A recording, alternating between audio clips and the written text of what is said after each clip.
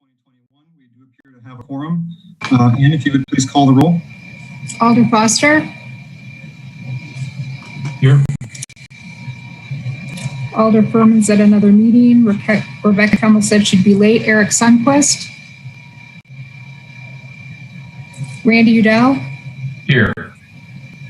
Chris McCahill. Here. Tom Wilson. Here. Baltazar de Santana also said he'd be late. Margaret Bergamini.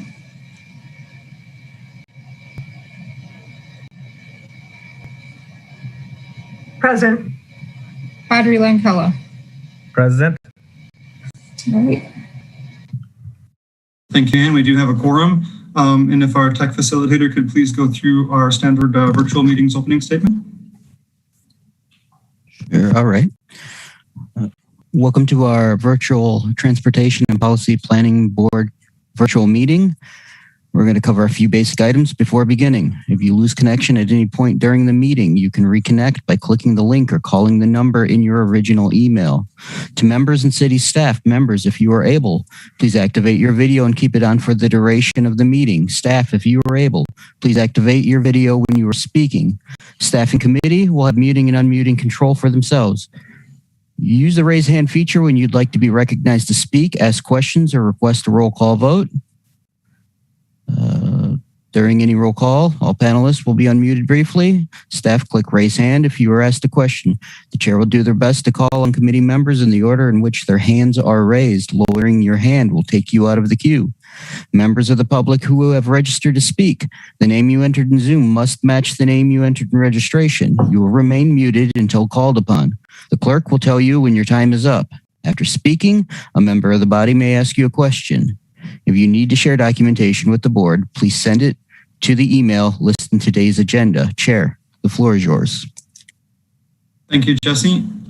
First item is approval of minutes. We're approving two sets of minutes, one from our March 14th meeting and one from the joint meeting from the TPPB and TC on March 24th. Assuming all members have had a chance to review those minutes if they so desired, is there a motion to approve? Actually, I suppose we should do, well, without objection, we'll approve both at the same time.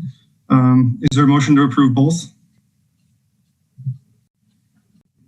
Chris, motion, second. Second by Badri. Any discussion? All those in favor of approving both sets of minutes, please unmute yourselves and say aye. Aye. Aye. Aye. Opposed, no. Chair believes it's unanimous. If you'd like to register a no vote, please raise your hand. Seeing no hands raised, that's unanimous. Those are approved. Do we have any registrants for public comment for items not on the agenda? Yes, Bob Schaefer. Okay, Mr. Schaefer, you may begin. You have 3 minutes.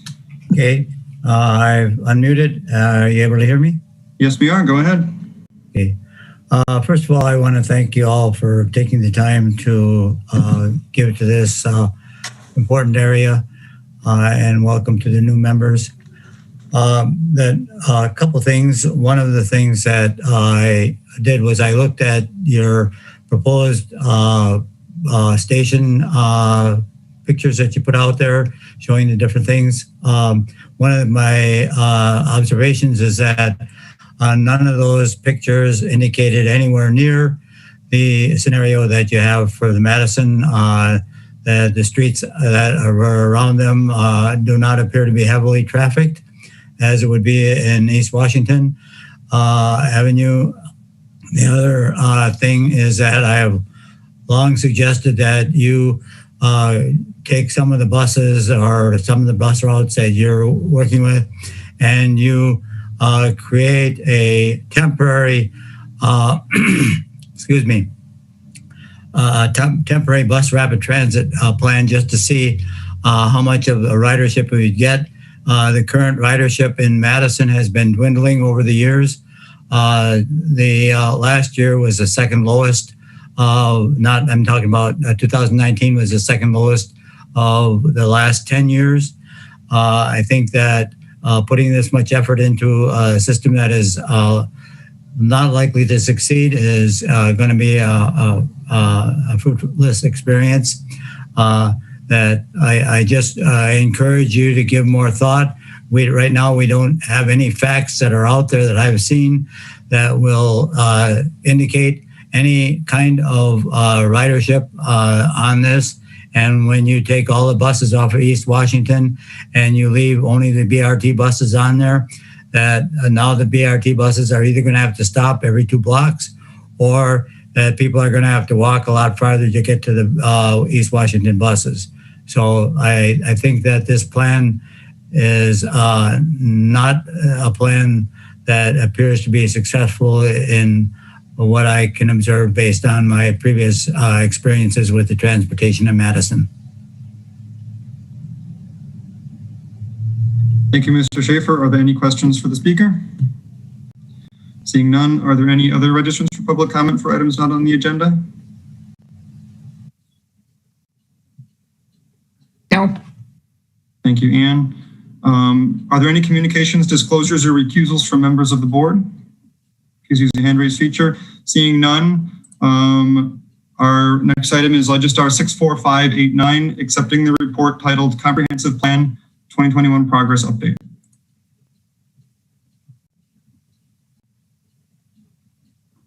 Thank you. Good evening, members of the TPPB and others.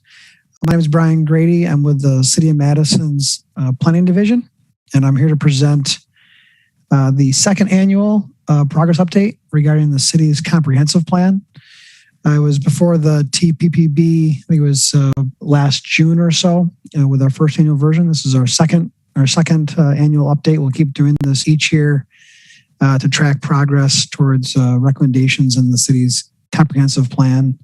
I'll share my screen here.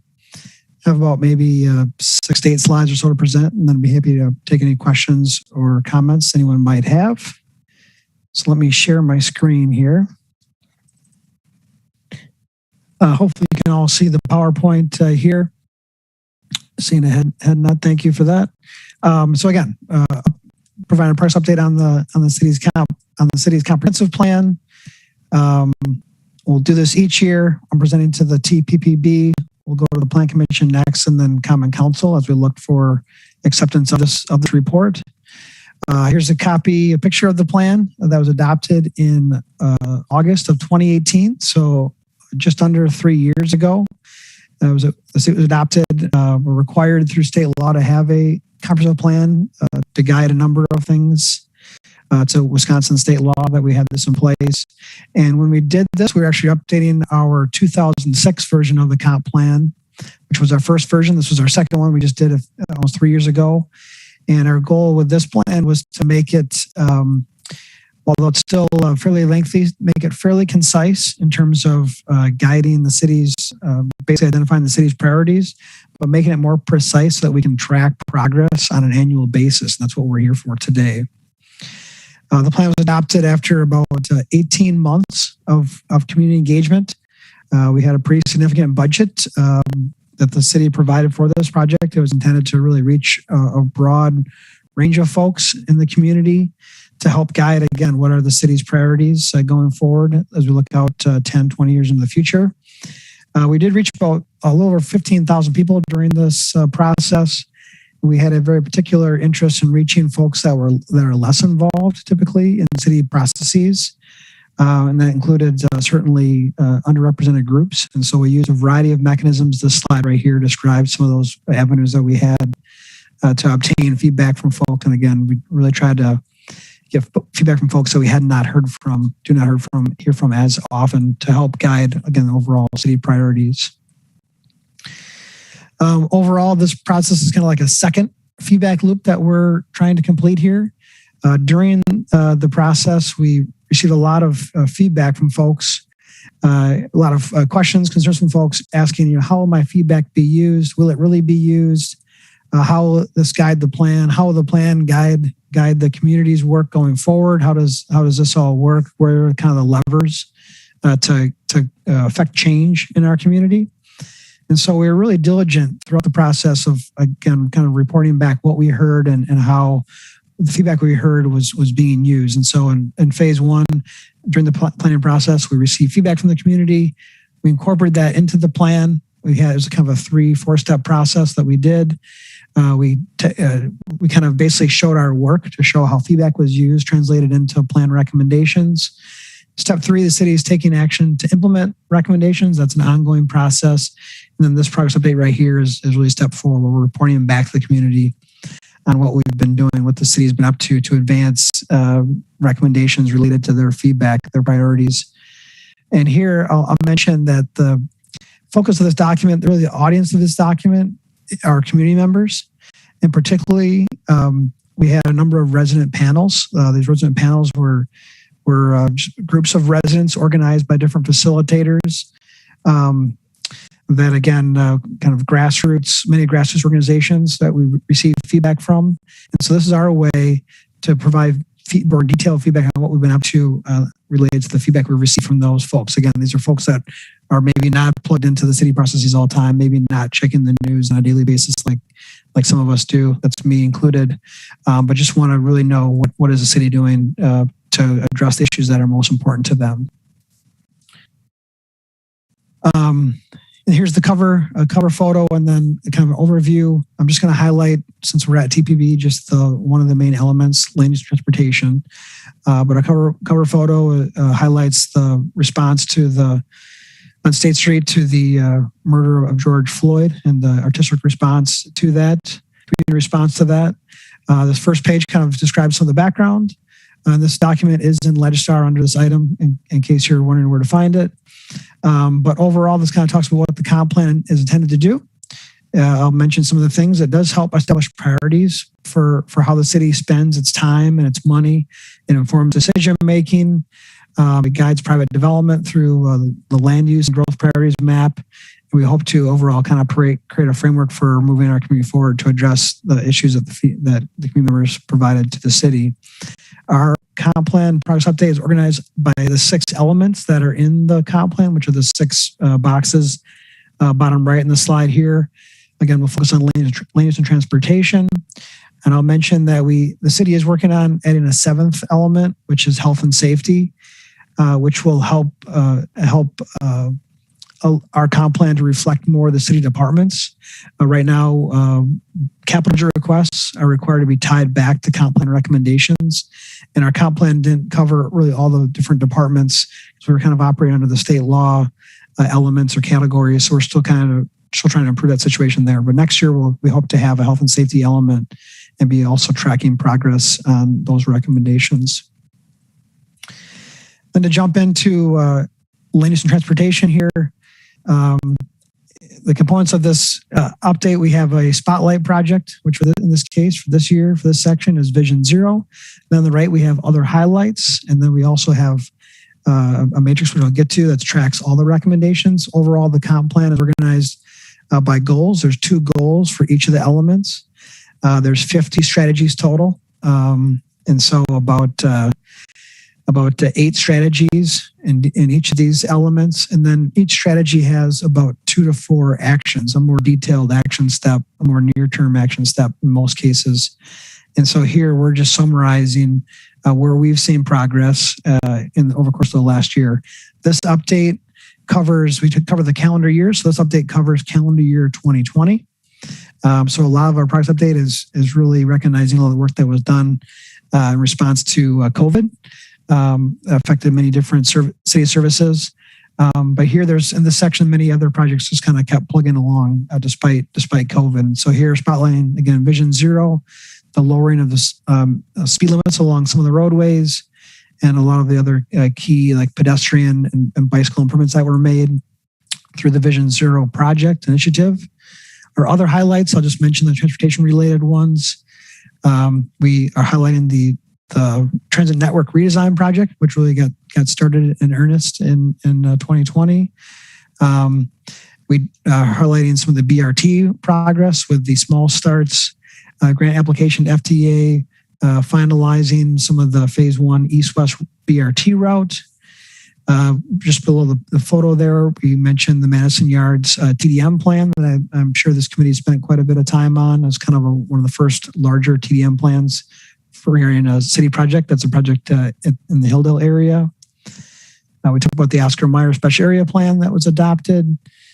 We talked about the Shared Streets Program which restricted traffic on some streets. That's the photo there along Atwood Avenue, along Old Brick Park, which will be made permanent here in 2021. Highlighted some street reconstruction projects that added some ped bike facilities, and then highlighted the parking division's replacement of single space parking meters to the new smart meters, which have a lot of benefits over the previous meters. And then in terms of these are the kind of the things that we are calling out.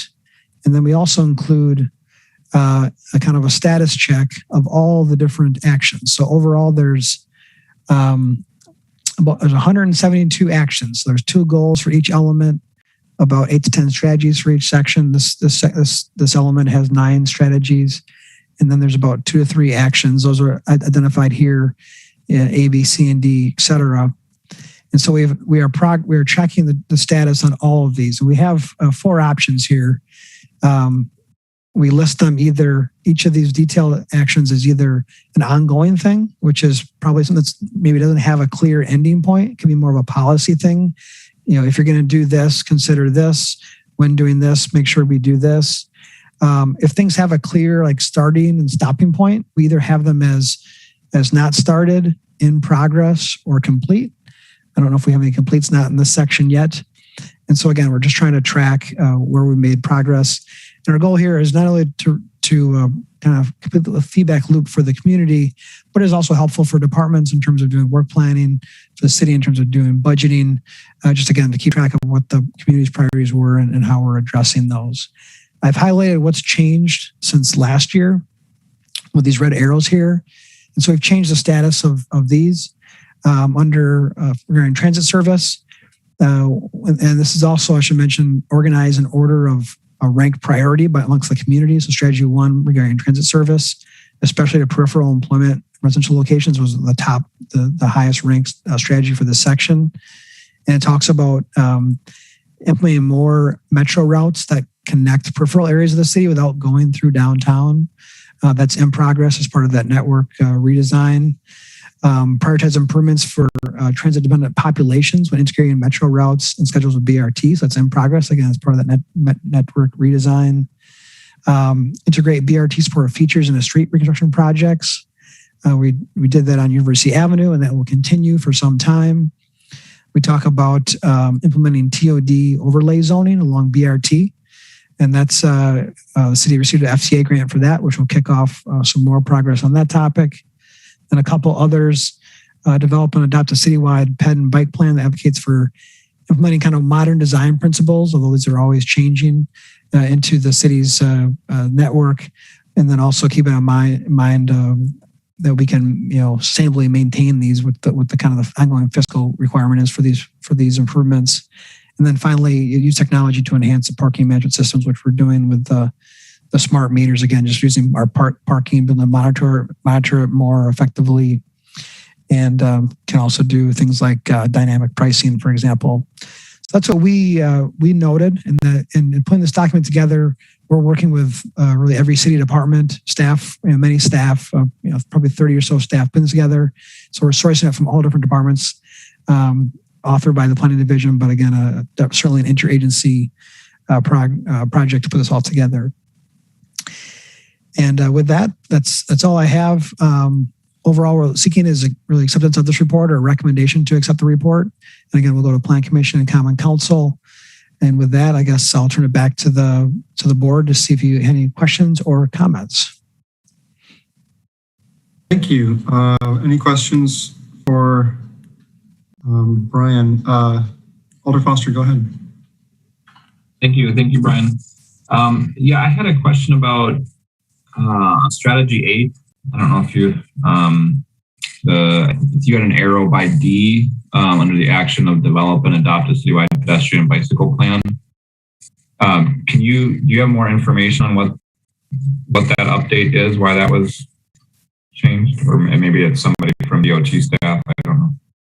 Yeah, and actually, I would a lot of coordination with DOT staff, and just like Tom would love to chime in here, so I'll let you start, Tom. Thank you. Yeah, so the idea is that we would be using the complete green street study on that. Back in, I think it was back 2019, we had $160,000 left in the Madison and Motion budget. Or maybe it was 60,000. I asked for 100,000 so we could update the pedestrian plan. In that resolution, I believe members of the council broadened it to complete green streets. So it's beyond the pedestrian plan, but also kind of looking at it holistically. And so that's why it says in progress, because we're believing that that will be part of this complete green streets. That sounds good. And so that would, I would assume, and we've talked before, that would probably also then include around the filling gaps in the pedestrian and bicycle network. Part of that complete streets will also be identifying those gaps and maybe having a more kind of explicit plan of which gaps to work on closing first. That will be probably part of the plan, but I'm going to say that strategy 8A continues even when as a separate initiative. Examples of that would be like the north-south buffer bike lane zone, Whitney Way. That's a critical gap that's going to be filled. The Odena Road Diet, that's a critical gap that's going to be filled. And then also the Mineral Point Road shared use path. Those are kind of all really strategic gaps on the west side that are being pursued independently of that effort, just because that effort isn't completed yet. That sounds good. But so as the part of the complete bike plan, we would expect to ultimately have sort of more of a network with gaps identified that then would, obviously we're not waiting for that to be done to close some of these gaps that you just mentioned, but that would be that's the hope one of the hopes with that is to be able to have and be able to point and say, here are the gaps in our ped network, here are the gaps in our bike network, and have some prioritization around that and some plans to actually kind of proactive. I believe I have to check. I believe it's supposed to give us the gaps, and it's also supposed to give us a decision-making process to address that gaps. I don't think it's in the scope to provide a strategic plan on addressing those gaps, if you know what I mean. Yeah, so we'll have to figure out how to take what's identified and figure out kind of a timeline to get them addressed. Yeah, so some of it's what can we do with low-hanging fruit, and what can we do that needs to be part of a street reconstruction per se. Like Atwood Avenue is an example. And then also in D, it talks about this implementation of modern design principles. Is that perhaps in like the street technology section of the complete streets then, where we're going to be talking about some of the different design standards and how we can incorporate those differently or more consistently? Well, I think item D, you have to remember that this was adopted, I believe, in 2018, and it was largely developed in 2017. And at that time, the city wasn't involved in NACTO, right? Or a member of NACTO, our use of bike boxes and some of these other treatments, I'm going to just say it would be very specific and not, and I'm going to say limited, right? And so I think I'd like to think that the tone of traffic engineering has been more towards progressive transportation, and that we turn first to NACTO and then secondly to AASHTO, whereas probably 2.5 years ago, I'm not sure the traffic engineering was really aligned with moving forward with some of those more progressive treatments. And then my other question, I think, was on action C, and maybe this is back to you, Brian. It says update the subdivision ordinance to ensure that new developments incorporate the city's planned shared use path network. It says not started on that one. Is that on a work plan to start that at some point, or what kind of update can you give us on that, I guess? Yeah, it's been on the planning division's work plan for a number of years now, and we haven't started it yet. I think there's also we're about to do our work plan over the course of the next couple of months probably, but that's on us. We just haven't done that yet.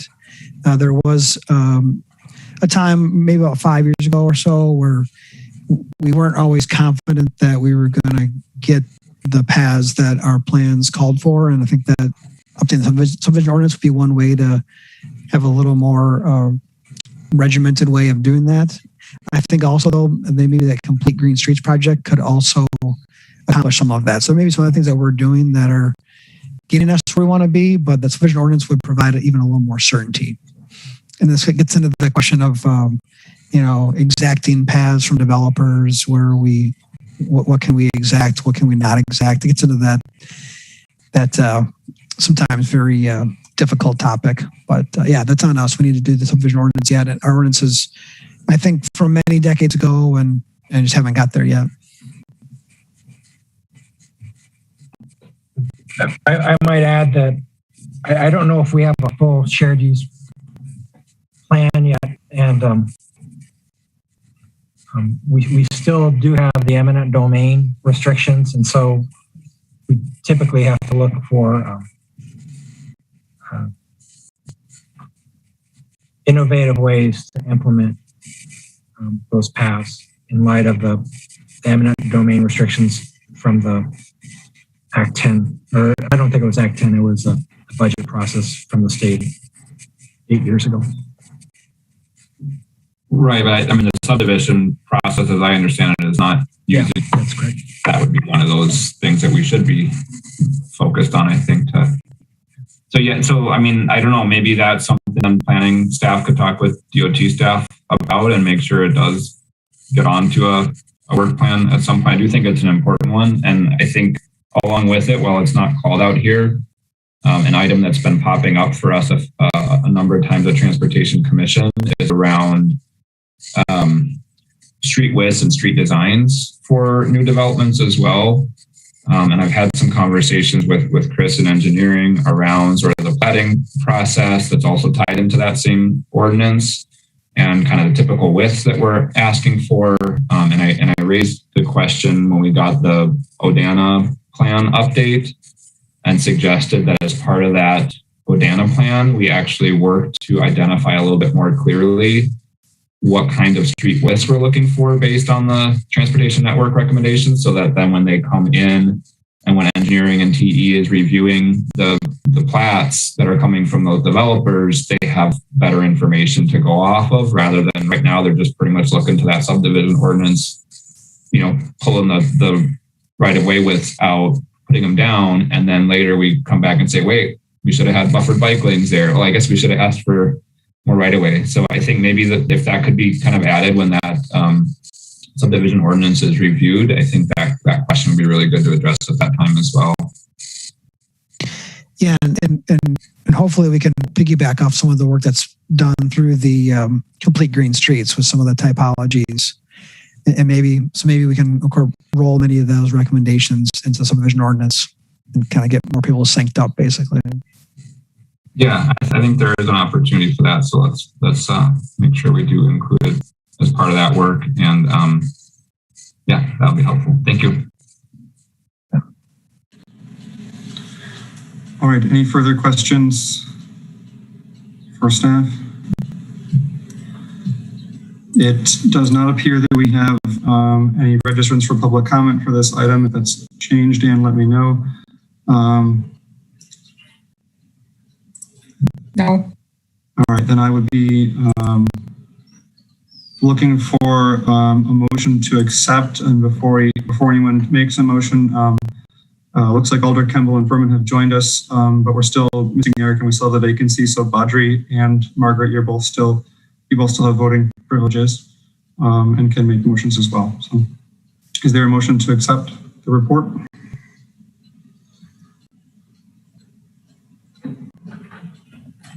I would move that recommendation. Thank you, Alder Foster. There's a motion. Is there a second? I'll second. Second by Randy. Any discussion? Seeing none, all those in favor of accepting the report titled Comprehensive Plan 2021 Progress Update, please unmute yourselves and say aye. Aye. Aye. Opposed, no. Chair believes it's unanimous. If you'd like to register a no vote, please raise your hand. Seeing no hands raised, that is unanimous. Thank you. Our next item then, is Legistar 64859, Interim Vision Zero High Injury Network and UW High Injury Network proposal. All right, so I will just share my screen here. As soon there, no, not that one. Sorry, I'm not doing very well on the finding my item. Let me just, it is, all right. Sorry about that. I'm not doing very well here. I had it open. There it is. So I just need to find it on my desktop. Oh, here we go. Sorry about that. Geez, off to a bad start here tonight. Having a Monday. So we wanted to talk to you about 3 different things related to Vision Zero, all of which you've heard a little bit about. And I, for those of you, I don't know if everyone knows me, I'm Renee Calloway, the Ped Bike Administrator, and I have Allie Heinrichs with me tonight from Traffic Engineering as well, who's been working on Vision Zero with me. And of course, Yang and Tom are here who have been working on Vision Zero, but we wanted to talk to you about 3 different things. Our high injury network project that we're proposing to do with the Traffic Operations and Safety Laboratory to really take a deep dive into creating a really strong high injury network. We want to talk about our interim high injury network that we would be using this year until this project is completed with TOPS if it is funded. And then we just included our proposed projects that will be going to the Transportation Commission on the 14th for a discussion. So starting with the high injury network, sort of the long-term proposal, we sort of realized as we dived into this and as we've come and talked to you about before, there really isn't sort of a national standard on this, but it is something that most cities do. And the Vision Zero network really recommends that you have to help sort of guide your work, your action plan, and your project selection.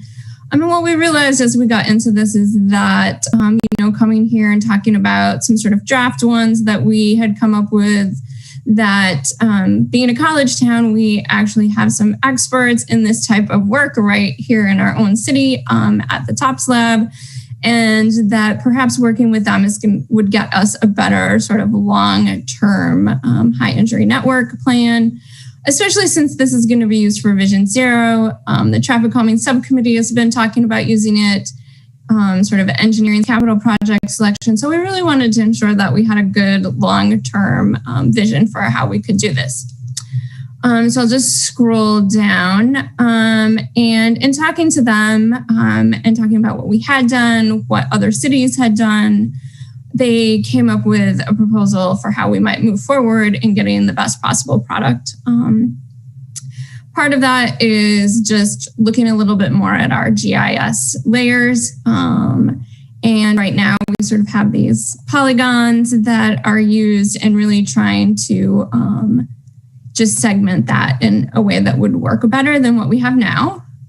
Also taking a look at more data and really including more about the street, the geometrics of the street, such as how many lanes, the operation and crash data for all of that. And the signal control type, speed limit, things like that, traffic volumes, and also having that collected for each of those segments.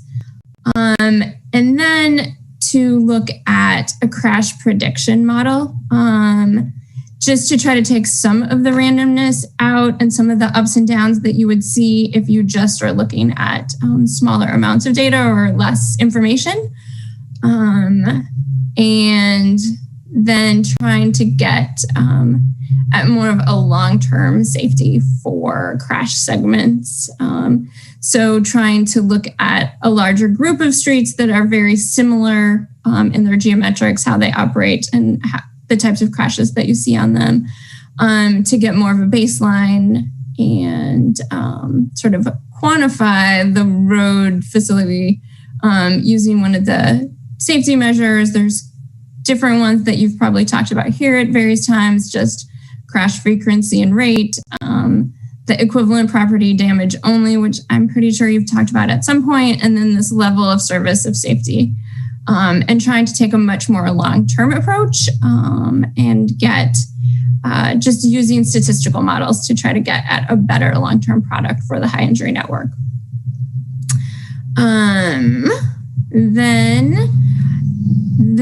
There is a little bit of a change in the way crashes were reported in forums in 2017.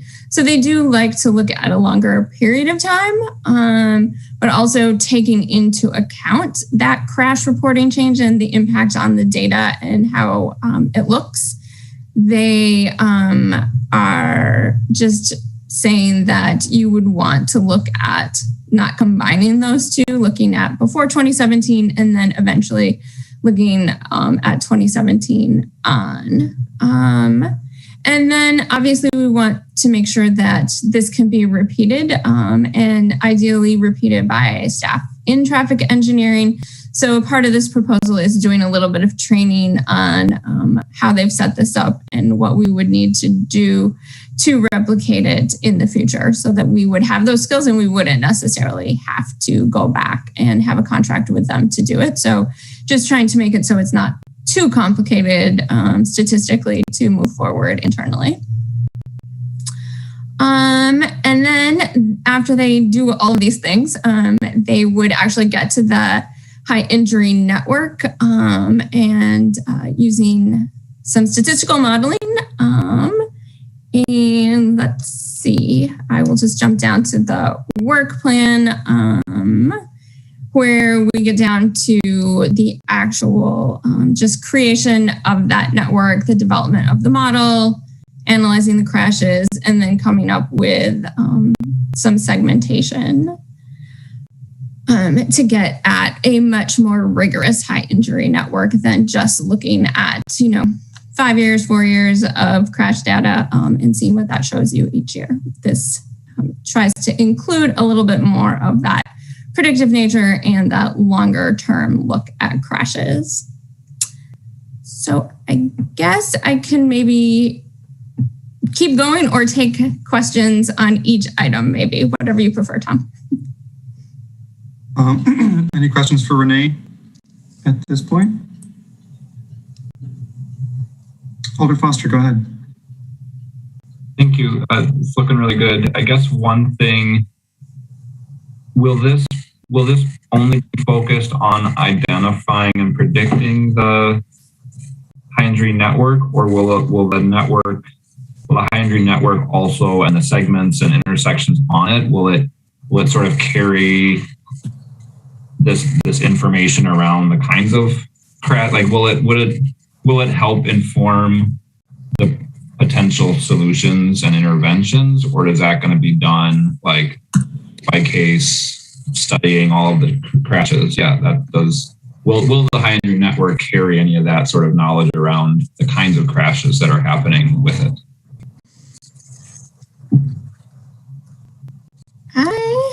I'm hoping that Yang can take that question. Sure. Yeah. That is actually a great question. I think the answer is to some degree. So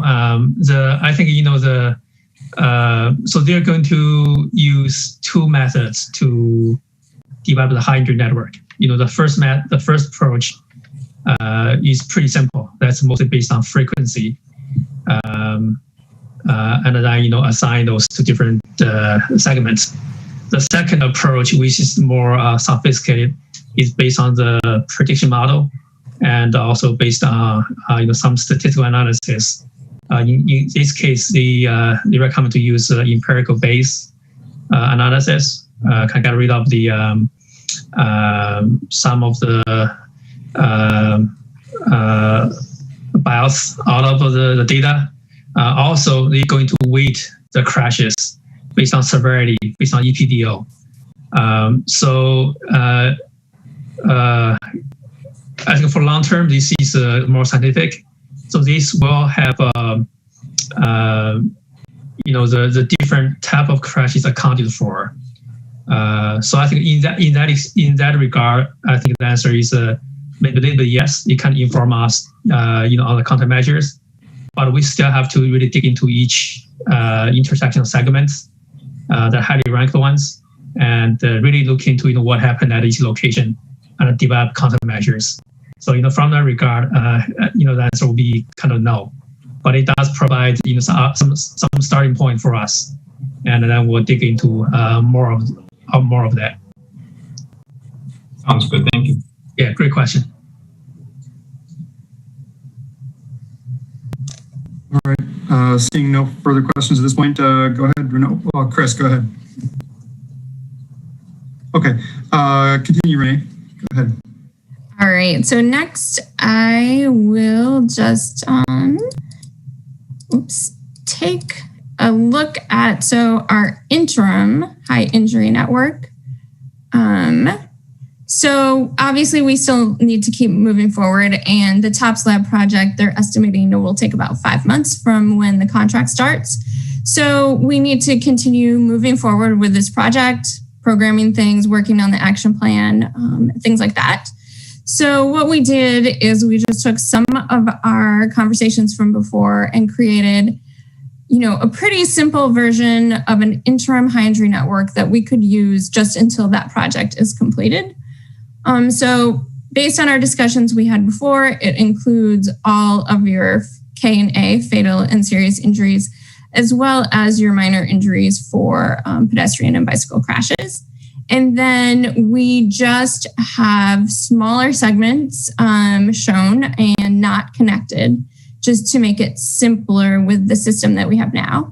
And then we just have increasing size dots based on the number and type of crashes that you'll get there. So you might just have a red line if there's just one, a smaller dot when you get to 2 or 3, and on up to 5 where you'll see a larger yellow dot on those locations where there are. I think you've stopped sharing, Renee.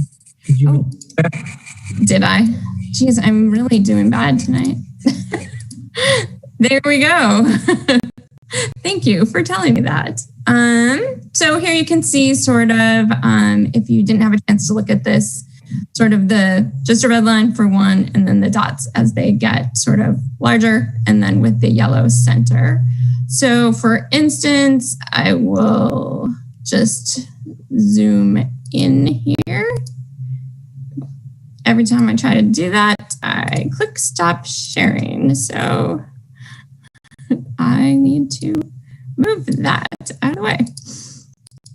All right, so here we go. Here we have, you can see there's a bunch of ones that are sort of just single KA or ped bike B crashes, but here at Watts Road, you can see is one of the ones that has multiples of that. So what we're proposing is that we would just use this until that project with the TOPS lab is completed and we have a more sophisticated high injury network. But this would help us keep moving forward with programming projects for this year until we have that and continue working on the action plan. So I guess we can take questions about this. One fun fact or fact about this high injury network, it was created with using a spatial analysis rather than our polygons. And all of the KA and B ped bike crashes are incorporated in this, and this represents about 16% of the streets network. So 100% of our KAB, KA and B ped bike are on 16% of the street network. Thanks, Renee and Tom. Questions at this point? Alder Foster, go ahead. Just a comment. I think this is actually, I think this like interim draft that you're showing us here, I like more than the other draft that we had seen previously, mostly because it as Tom said, it sort of captures, I mean, this is all of those things, which I think was one of the things I was concerned about, is sort of losing visibility for some areas. So I think that's great, and just really thinking a lot about our traffic calming subcommittee and the work there, and how we're really going to be recommending integrating safety into that program more prominently. I think it is helpful that in whatever versions get created after working with the TOPS lab, I think it's helpful to have like a baseline version that kind of captures everything. I think is going to be really helpful there. Obviously, on top of that, figuring out ways to best prioritize where the most significant areas are. But I would hope that kind of carries forward with the new version as it gets developed, that there's sort of a relatively comprehensive, all the KAB stuff is included on there, and then work around identifying the kind of hot spots within it. And I think that'll be really helpful for use in that in the future traffic calming program. So this looks good. Thank you. Thanks, Alder Foster. Seeing no further questions, feel free to continue, Renee. All right, so now, although Allie shouldn't trust me to control this because I've been failing very much tonight, I'm going to turn it over to her to talk about the proposed Vision Zero project list. Yes, so this is our proposed 2021 Vision Zero project list. We considered environmental justice areas, projects that were ready to go, as well as the RAISHT tool to finalize this list.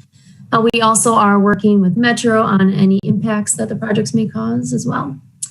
I'm going to quickly go over the projects that we chose. The first one is a Gammon-Watts intersection. We will be doing some infrastructure improvements as well as some signal work.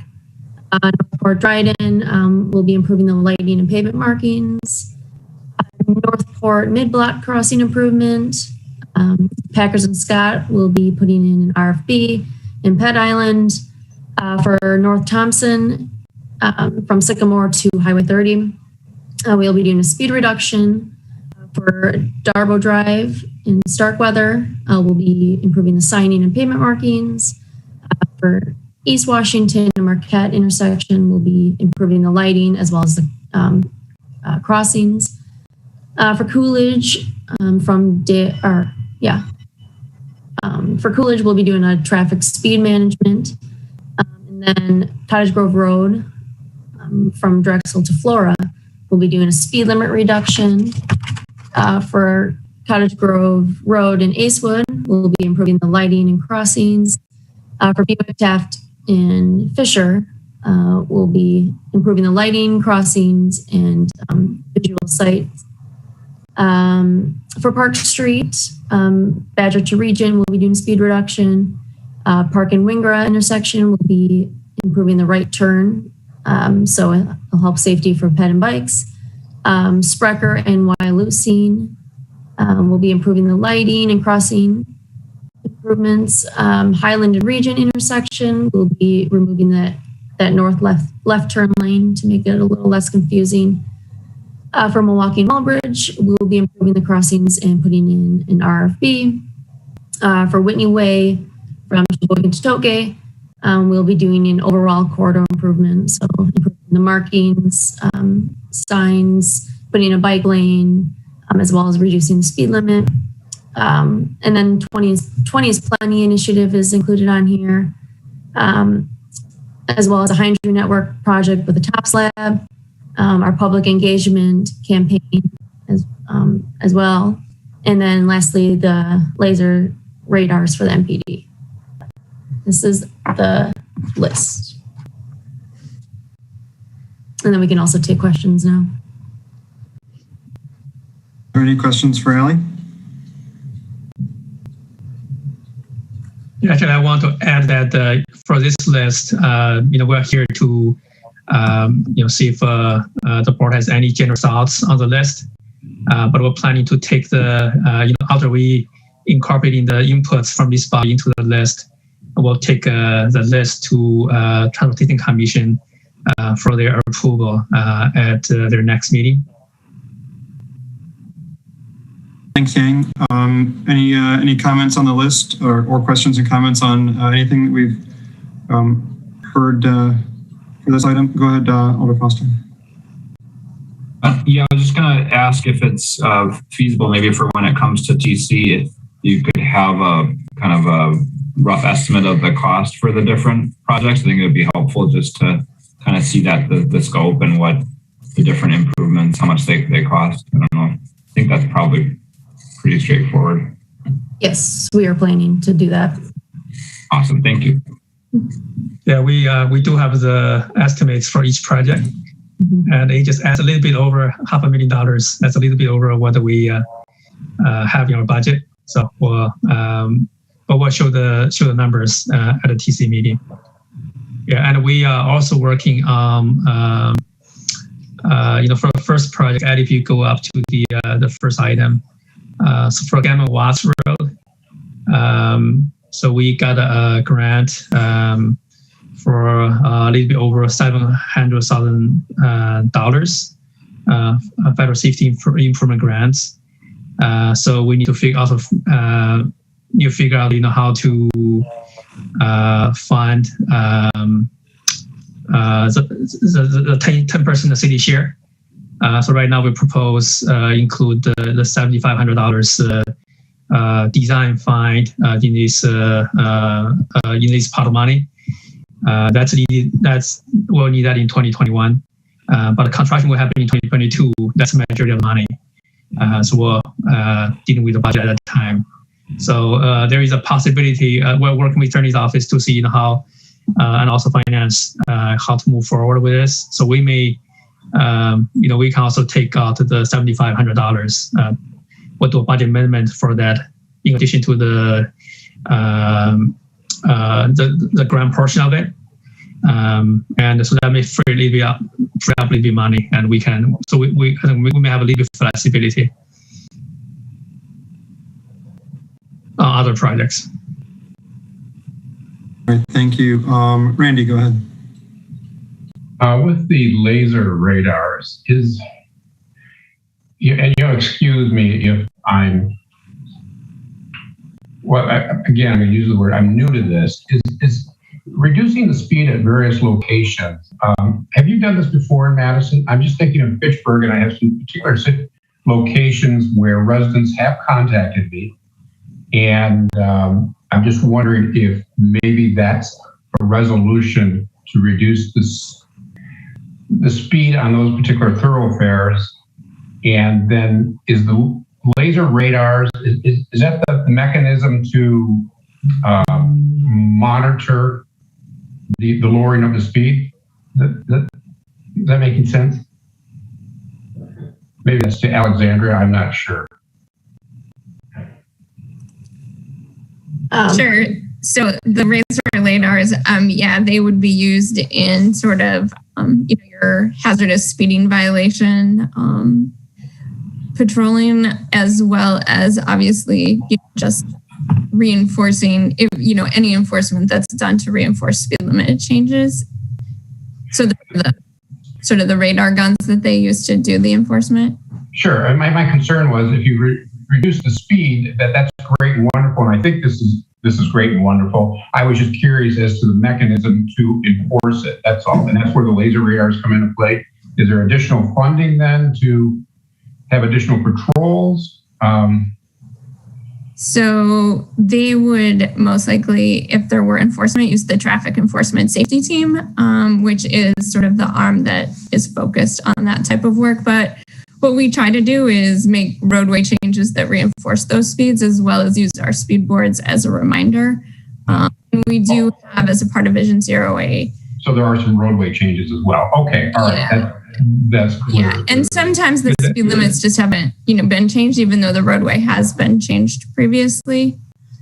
I just wanted to make sure it wasn't just a simple, well, we're going to lower the speed from 30 to 20 and assume somebody's going to go over 5 or 10 over. I just want to make sure it was much more than just psychological effect. That's all. Yeah, that's an excellent question, actually. So just give you some examples of what we did last year. So last year we have $350,000 for Vision Zero projects. We funded quite a few speed reduction projects. The biggest one is on East Washington Avenue. That's from capital area all the way to Highway 30. Sure. Reduced from 35 to 30 to 25, and then also to 30. In some other streets, Milwaukee streets. So what we did is that we coordinated with PD and also for the first 2 weeks, we got a lot of when we changed the signs, we got a lot of other devices out there, such as mobile speed boards, to really give people good feedback on how fast they're driving. And we flag all the new speed limit signs, so people cannot miss it. And also PD has pay more attention through those time periods. So really, as a first, give you a warning, and then after a couple of weeks, they will take it down. So that's kind of a more coordinated approach when we roll out the speed reduction projects. You're absolutely right. If we just change the signs, it's not going to be very effective. People are just going to continue with their old habits. So we're trying to do those to help. So that's mostly because we have a small amount of funding to do, trying to cover as many projects as possible. For some locations, we do have to be fund. We also made some other improvements, really give people a visual cue of something's going on. Such as on East Washington Avenue, we installed many new crosswalks, the more visible crosswalks, kind of let people know that something's different. At one intersection, we also installed some bollards in the middle of the median, give pedestrians a bit more protection, and also call more attention from the drivers. So you're absolutely right. It should be when we handle it from a systematic approach, it tends to work out better. Good. Thank you very much. Mm-hmm. Thank you. Thanks, Randy. Alder Campbell, go ahead. Yeah, on those lasers, I thought we had talked about it last year that it didn't seem really appropriate to put in our Vision Zero budget, since those are tools just used by the police and they have their own budget. They can get their own laser radars if that's a priority for them. Now, if we're talking about, I know several of us elders are talking about researching and looking into, could any other unit of government other than the police do speed enforcement? And it's a tricky question. And I could see maybe these laser radars being in this budget that's in the transportation department if that was the case. But it just doesn't seem appropriate to me for those to be here. Now, if I could see what would be appropriate are those speed signs. Like, I think investing in some of those speed signs that traffic engineering could use would be appropriate. And I think those are pretty effective. So I guess I'd just encourage more thinking about that particular item.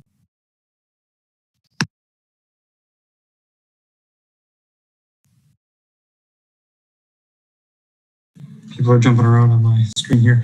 All right, thank you, Alder Campbell. Alder Foster, go ahead. Thank you. Yeah, I had a question about, I don't know if this will be included in the sort of implementation plan, but I know it's been raised before, this question of, are we doing any kind of pre and post testing and evaluation? So I know for some of these things like the crosswalk painting, I'm comfortable just sort of going off the research on that and knowing that, it got pretty good data about how it improves yielding. But for like some of the speed changes, I wonder if, I don't think we did it last year, but would there be an opportunity to collect some speeds for at least some of the key locations before making the changes? And then again, after, I think it would be important and helpful that we start thinking about doing that so that we have a good sense of how big of an impact some of these different changes are making.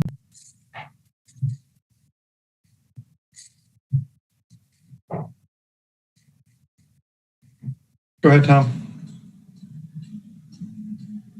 Yeah, this is kind of an awkward year for speed studies. I kind of alluded to this in the end of the year report, in that we've probably never had, well, I shouldn't say never. We've had a noticeable increase in speed concerns on East Washington, even this past weekend, the drag racing. And yet when we look at the streetlight data, I should say, so we've had a noticeable increase in complaints. Nationally, we know that the reduced traffic volumes and reduced congestion has led to increased speeds. And yet when we look at the streetlight data, which is probe data based on cell phones, it appears like more of our cars are actually closer to complying with the speed limit than not complying. And so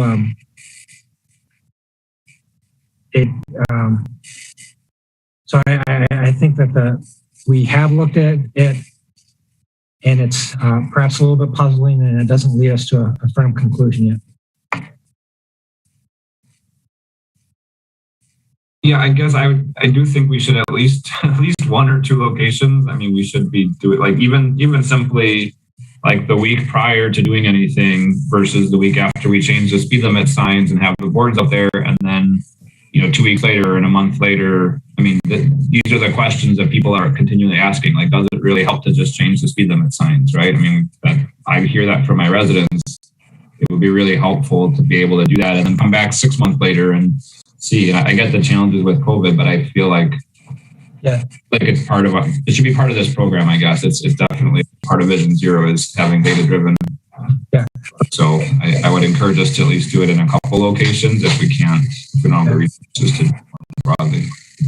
We probably, if we were to do it, we would do it with streetlight data, and we do have East Washington broken down into blocks, and we can continue to work with the MPO to look at that.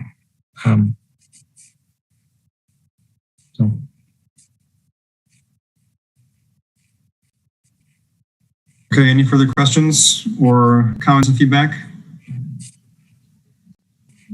Chris, go ahead. Thanks. I was hoping to go back to the high energy network and the modeling stuff. First of all, the work on the high energy network looks great. I think we're getting towards something that's a little more intuitive. Like we all said, something wasn't clicking, but it wasn't clear what, and it felt like it was just GIS issues. So I'm glad there's progress on that. We got a little sneak peek of the modeling at the last joint meeting, and it sounded good that we would do some smoothing and stuff, but now I've got a bunch of questions about what we're really doing with it. So maybe a clarifying question for Yang, maybe this idea of developing the model with the prior to 2016 data and then doing analysis in the following years. Can you, without getting too weedy, what does that mean? So I'm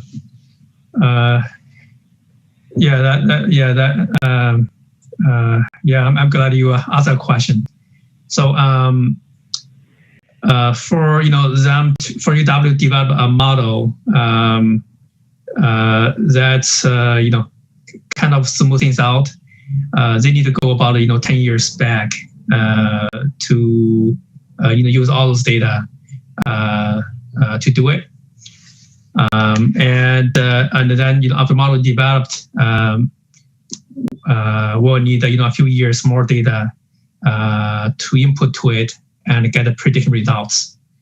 I forgot whether it's 2015 or 2017. That's the year of a cut. Yeah, but you're right. So so that's basically the idea. So just use a little bit longer data to kind of develop a model, and then use the more recent data to get the results. It's definitely not perfect, which means that data from either before 2015 or 2017, can be older, and things may have changed. The roadway may have changed. The surroundings, the environment may have changed. So it's I don't think it's perfect, but I think it's probably the best. You have the best attempt at use some data to smooth out the variables, get the model developed, and then we use with the newer data to get the results.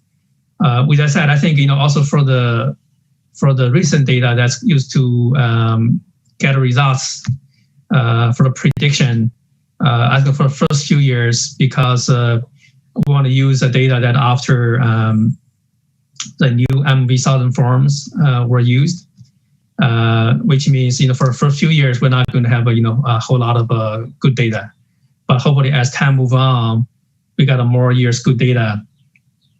The results can be even better. So hopefully that answers some of your question. Yeah, I mean, that's what I figured. I'm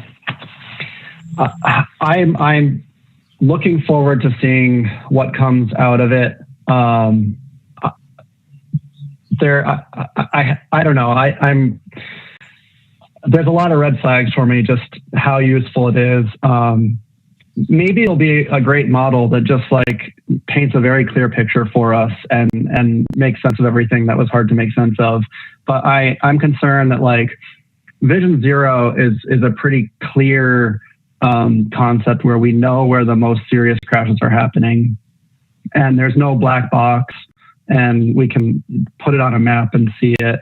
And this sort of falls back on very conventional data like lane widths and intersection control types. And if our most dangerous intersections aren't getting picked up by this model, then the model is not helping. It's actually kind of holding us back. So I'll be curious to see that. I don't know. There will be more questions, I think, down the road. So that's my initial thought. Yeah, you are absolutely right. Yeah, actually, you're right on. So you may notice this is version 2 of the proposal. So the first version of the proposal actually is purely based on prediction model. We had the same concern as you about it. So we talked to them and we changed a bunch of things. But the biggest things we made change is that to do 2 approaches developing the model. As all the previous steps, data collection, segmentation, GIS work, data connection work, data assignment, those we need to do no matter what. But the final step of developing the HIN, we can definitely see the benefits of the prediction model. Especially it helps kind of comparing locations with similar locations.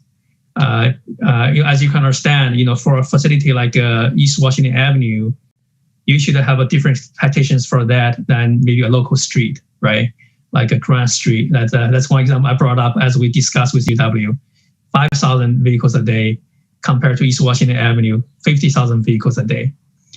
You kind of expect that you see some difference about the crashes, and you should do different with that. So that's definitely true. But on the other hand, it may actually, as your concern maybe, because as a crash differential, the predicted results comparing to the observed crashes, that differential may not be that big for East Washington Avenue.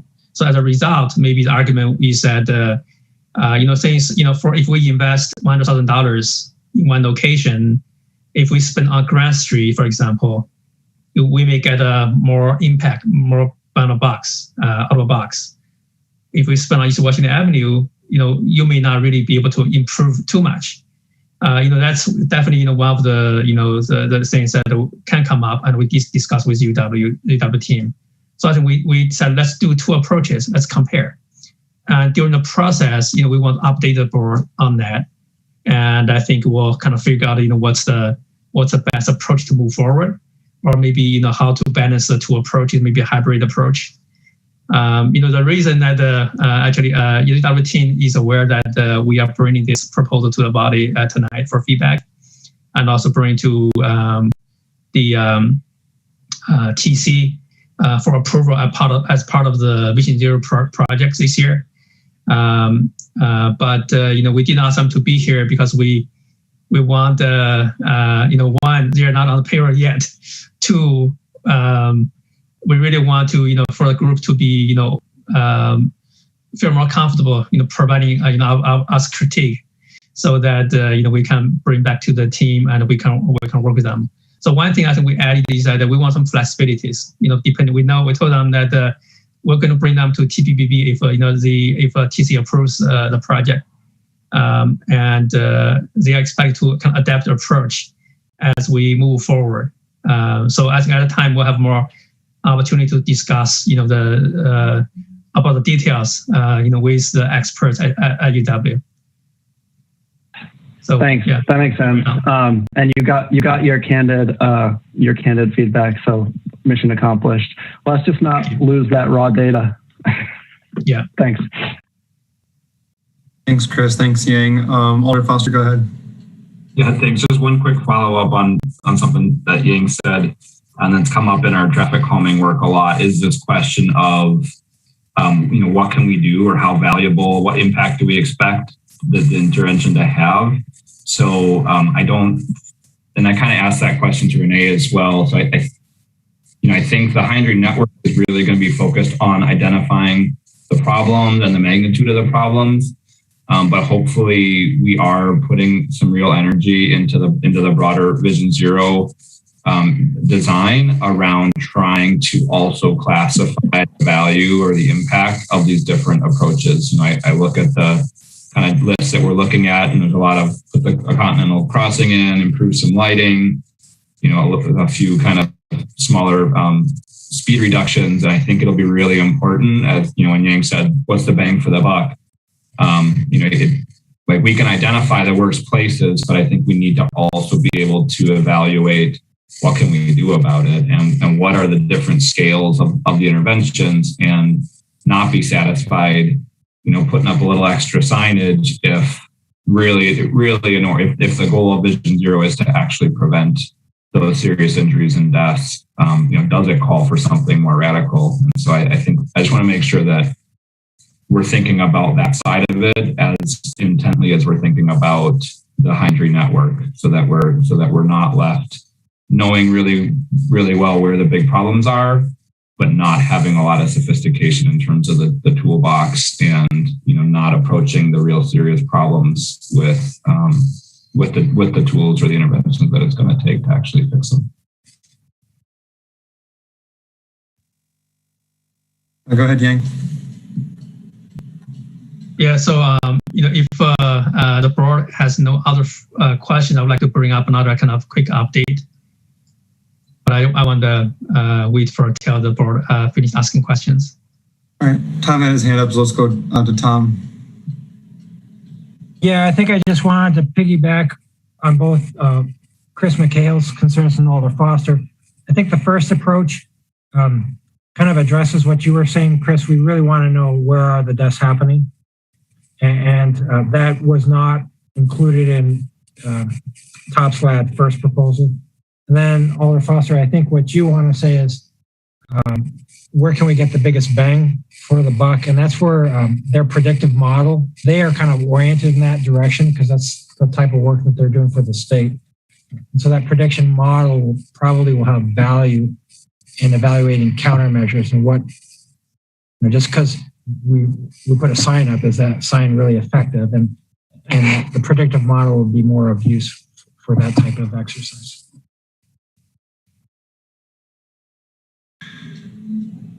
Thanks, Tom. Any further questions?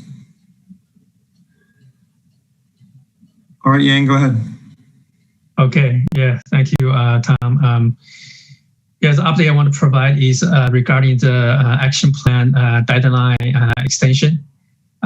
So I think I gave the board and also TC a heads up at just joined the meeting last time about the need to extend the action plan deadline. So right now it says June, but because of the public engagement difficulties with COVID, we still have the vast majority public engagement to be done, and we just get a kind of started. We incorporating that component with the company Green Streets and working with Equity by Design, working some focusing groups. From the feedback from the focusing groups, we'll come up with kind of more detailed public engagement plan. We'll start to do that. So that will definitely take time. And also another consideration is that we're going to have a new council members coming in. So we want to keep the new members involved in the process as well, since the plan will have a longer term impact. It will impact our work on this for the next 10 years also. So we want to provide some time for the new council members to be get engaged and involved as well. So we'll start to work on the resolution, council resolution to extend the timeline. And I think we're going to reach out to the other members of this body, for sponsorship. And so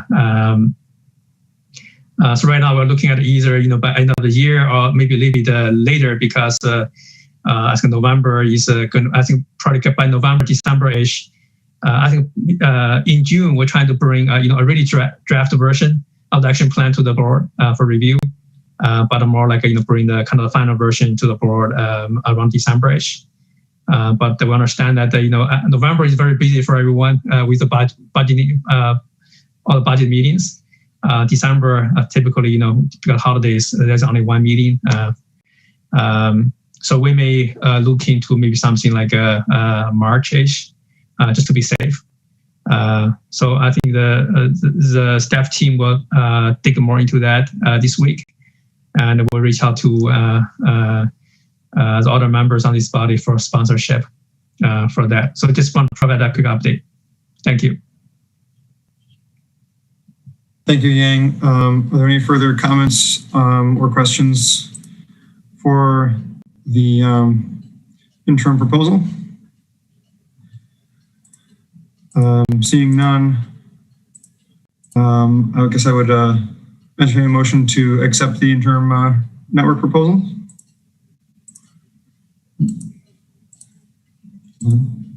Chris, go ahead.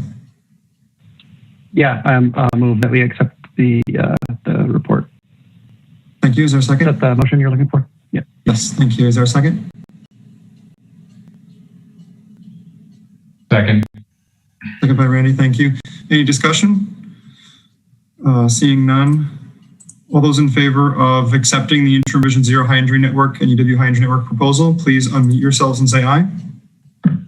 Aye. Aye. Opposed, no. Chair believes it's unanimous. If you'd like to register a no vote, please raise your hand. Seeing no hands raised, that's unanimous. Thank you. Our next item is Legistar 64860, Bus Rapid Transit Federal Transit Administration Shared Development Opportunity. Good evening, everyone. I've got a presentation here that actually combines these next two agenda items. Is it okay to just run through them both, or would you prefer I parcel them out? Tom, you're muted. Sorry, I'm muted here. Without objection, we can do that. I'm seeing some hands or thumbs up and some nodding. So yeah, why don't you continue, Justin? Go ahead. Okay.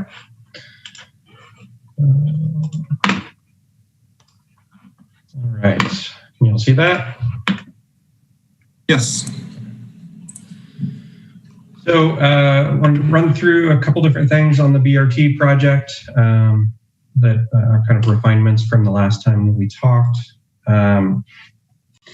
First is around what's called it's called joint development. So this is a project or a program within FTA that allows you to develop property as part of a transit construction project.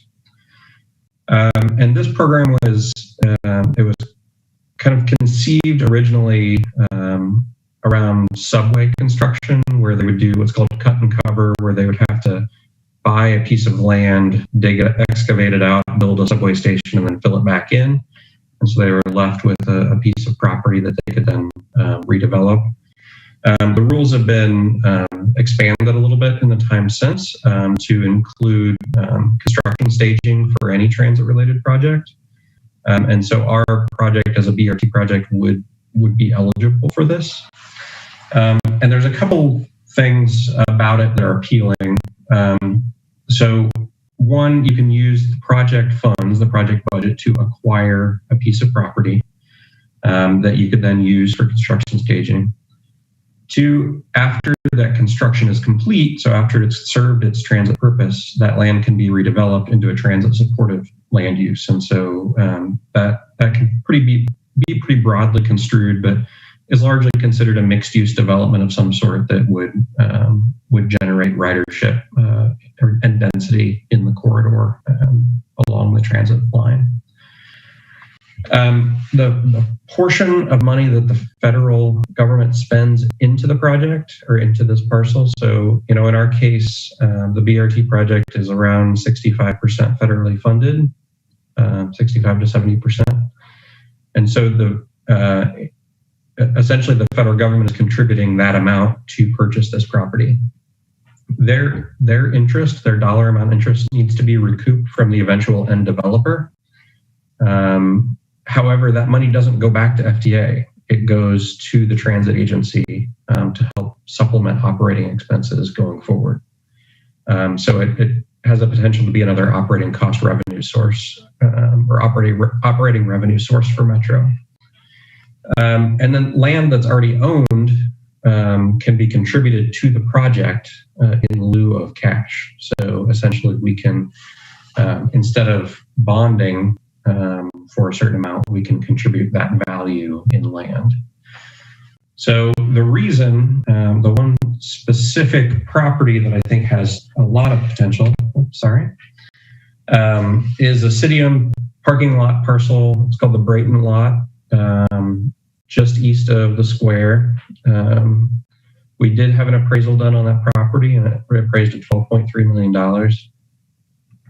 So if we were to include this in the BRT project as a joint development, essentially the city would contribute this land instead of $12.3 million in debt service and debt obligations. And the value, and then that property would be part of the project. We would use it for construction staging, and then it would be redeveloped, through an RFP with a developer, meeting all city standards. We would maintain control of what goes in there. But ultimately, whatever is worked out with the end developer, those revenues would then go back to Metro. So I think it has a lot of good things. It puts a property into more productive use in the downtown area. It creates an operating revenue stream for Metro, and it reduces the amount that the city actually has to borrow to pay for the BRT project itself. It would, it's currently operated and maintained by the parking division, and so therefore it would have to, it would obviously no longer be used for parking, and that would have a revenue impact on the parking utility for sure. So I can pause to take questions at different segments, or I can just keep going, however you prefer. Was this the, or we can take questions now. Justin, was this going to be the end of this individual item? It is, yes. I'll move on to East and West terminals next. So we have registered for public comment for both items. I think Why don't we pause for a moment and let him speak on this item, and then we'll go to questions. I see some hands raised. So we do have Bob Schaefer. Bob, are you still with us? I am still with you. All right, you know the drill. You got 3 minutes. You may go ahead when you're ready. Okay, I guess one of my questions about this particular area is that since it is used for parking, and that seems like what you're saying is that it would no longer be used for parking during the construction of BRT, that if it was developed later on into a more regular building, would parking be then added or put back in there, or would that area be left without those parking resources once it was dedicated for this use? So the short answer is we don't know yet until we actually hold on, Justin. If a board member wants to ask the question, they can. Bob, do you have any further comments to make? I think on this particular subject so far, with what's been shared in the presentation, I'm not sure what the rest of the presentation is going to do, or if it's all dovetailing together with the two different agenda items. Then this is the only thing that's been presented so far. So that's the only thing I can comment on. Okay, yeah. So because you registered for both items, I will give you an opportunity to speak again after the presentation for the other one. Just as a point of procedure, generally members of the public can present questions, but not necessarily ask them. And then if board members, upon hearing the questions, if they want to have them answered, they can certainly repeat them. So okay, I refrain from asking my questions, and I'll just present it as a puzzle. Okay. All right. So questions for Justin. Alder Foster, you're up first. Thank you. Yeah, I mean, I think this seems like a great idea. My question is there a limit to one such place, or theoretically could we have multiple locations? And if we can, is there any sense to thinking about that? You know, could we have another place used for staging kind of further out east and maybe one further out west? You know, would that provide any value? And it sounds like we could also acquire a property rather than just using one that we already own. So seems like the redevelopment part of it could have high potential for mixed use housing, et cetera, on the line in the future. So yeah, is that an option, and is there any value in looking at that? So it is a potential. We have to make a legitimate case for this being used as construction staging. It would be fairly difficult to do that for multiple sites for a project of this size, but it is theoretically possible. On the purchasing a property that we don't already own, that one gets a lot more tricky because this does have to go through our environmental study before we can actually make any purchases, which is about a year-long process. And so to make a determination that we're going to target this particular property, go through the environmental study for it, essentially telegraph to that owner that in a year from now we're going to try to buy your property is challenging at best, and so it's rarely used. And so it's typically when this is used for a project like this, not a subway project, then it's usually on city land that's already city owned.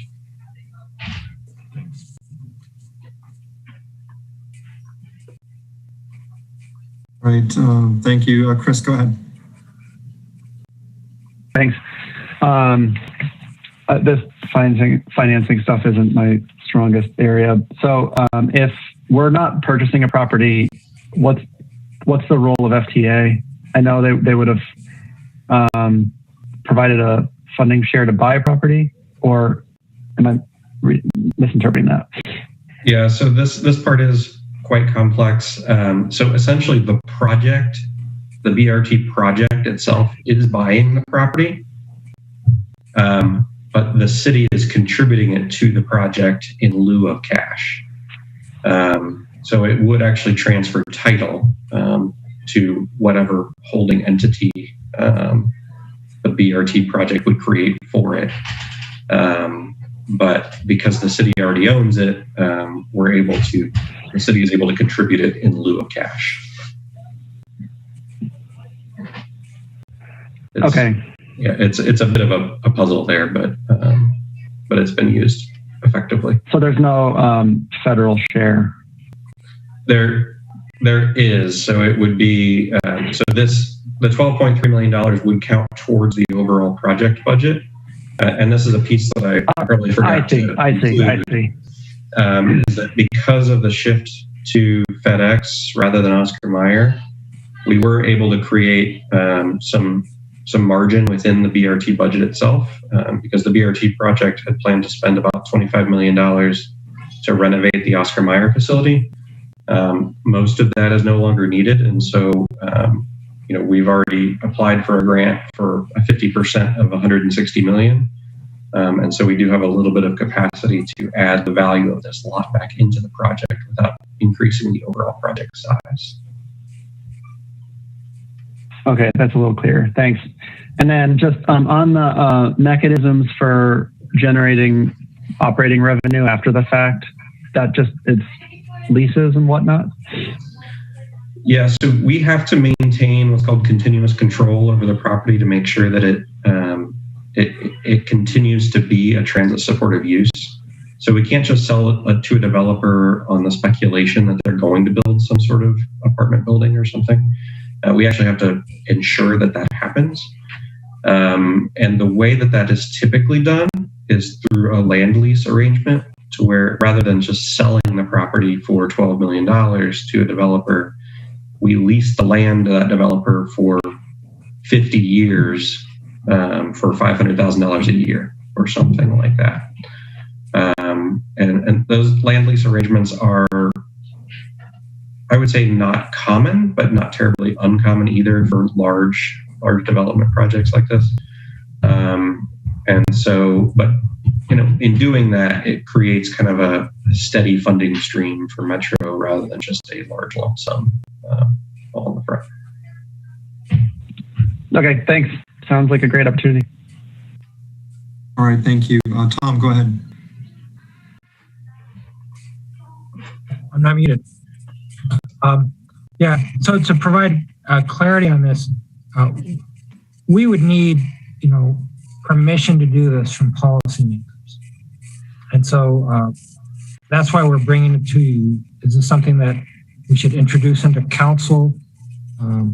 Would you like to see a resolution prepared for you to show? So I guess we're asking for guidance on how to get policymaker permission to move forward with this concept. Thank you, Tom. Alder Foster, go ahead. Yeah, I would make a recommendation to have staff prepare a resolution for council that have this to the BRT project. Okay, there's a motion. Is there a second? Second. So it sounds like Alder Campbell second. Alder Foster, do you want to speak to your motion? I think, again, it's a great, creative and wise thing to do. Should really help with the economics of the BRT work. Should help facilitate that project. Having a staging area, I'm sure, will be really helpful. And this lot should get redeveloped in a way that supports BRT. So I think it seems like a great plan, and really appreciate the idea. Thank you, Alder Foster. Margaret, go ahead.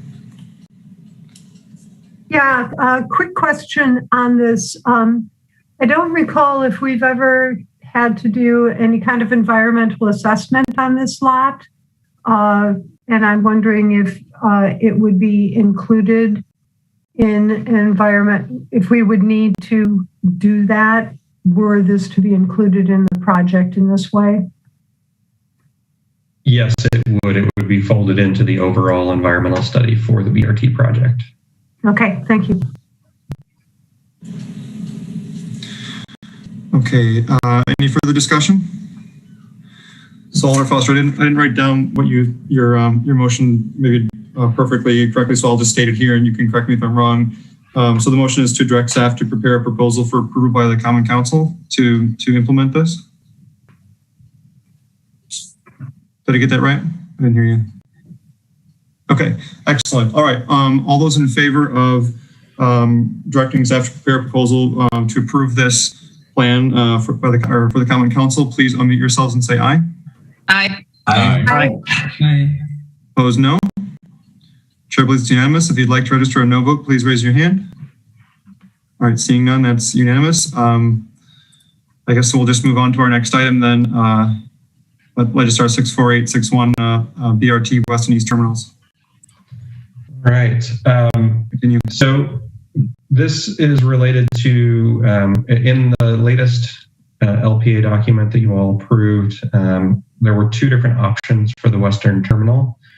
And we're going to present a little bit more detail here on both of them and ask for a direction. So these are the two Western Terminal options that were presented in that local preferred alternative plan. Essentially, in either case, there would be a station here at Mineral Point and High Point Road. And then either the bus would turn around using Big Sky Drive or would continue out to Junction Road and turn around there. In either case, there would be a bus charging facility, a restroom facility for our drivers, and a station on either turnaround, either on Big Sky or here along Junction Road. So using, sorry, am I going a bit too fast? Using Big Sky certainly is a bit shorter, but there's one main drawback in that we would have to do all of that within right-of-way. We would be constructing, again, a charging facility, a restroom facility in the right-of-way. That likely means we would need to use some eminent domain to acquire some additional right-of-way to physically fit some of that in.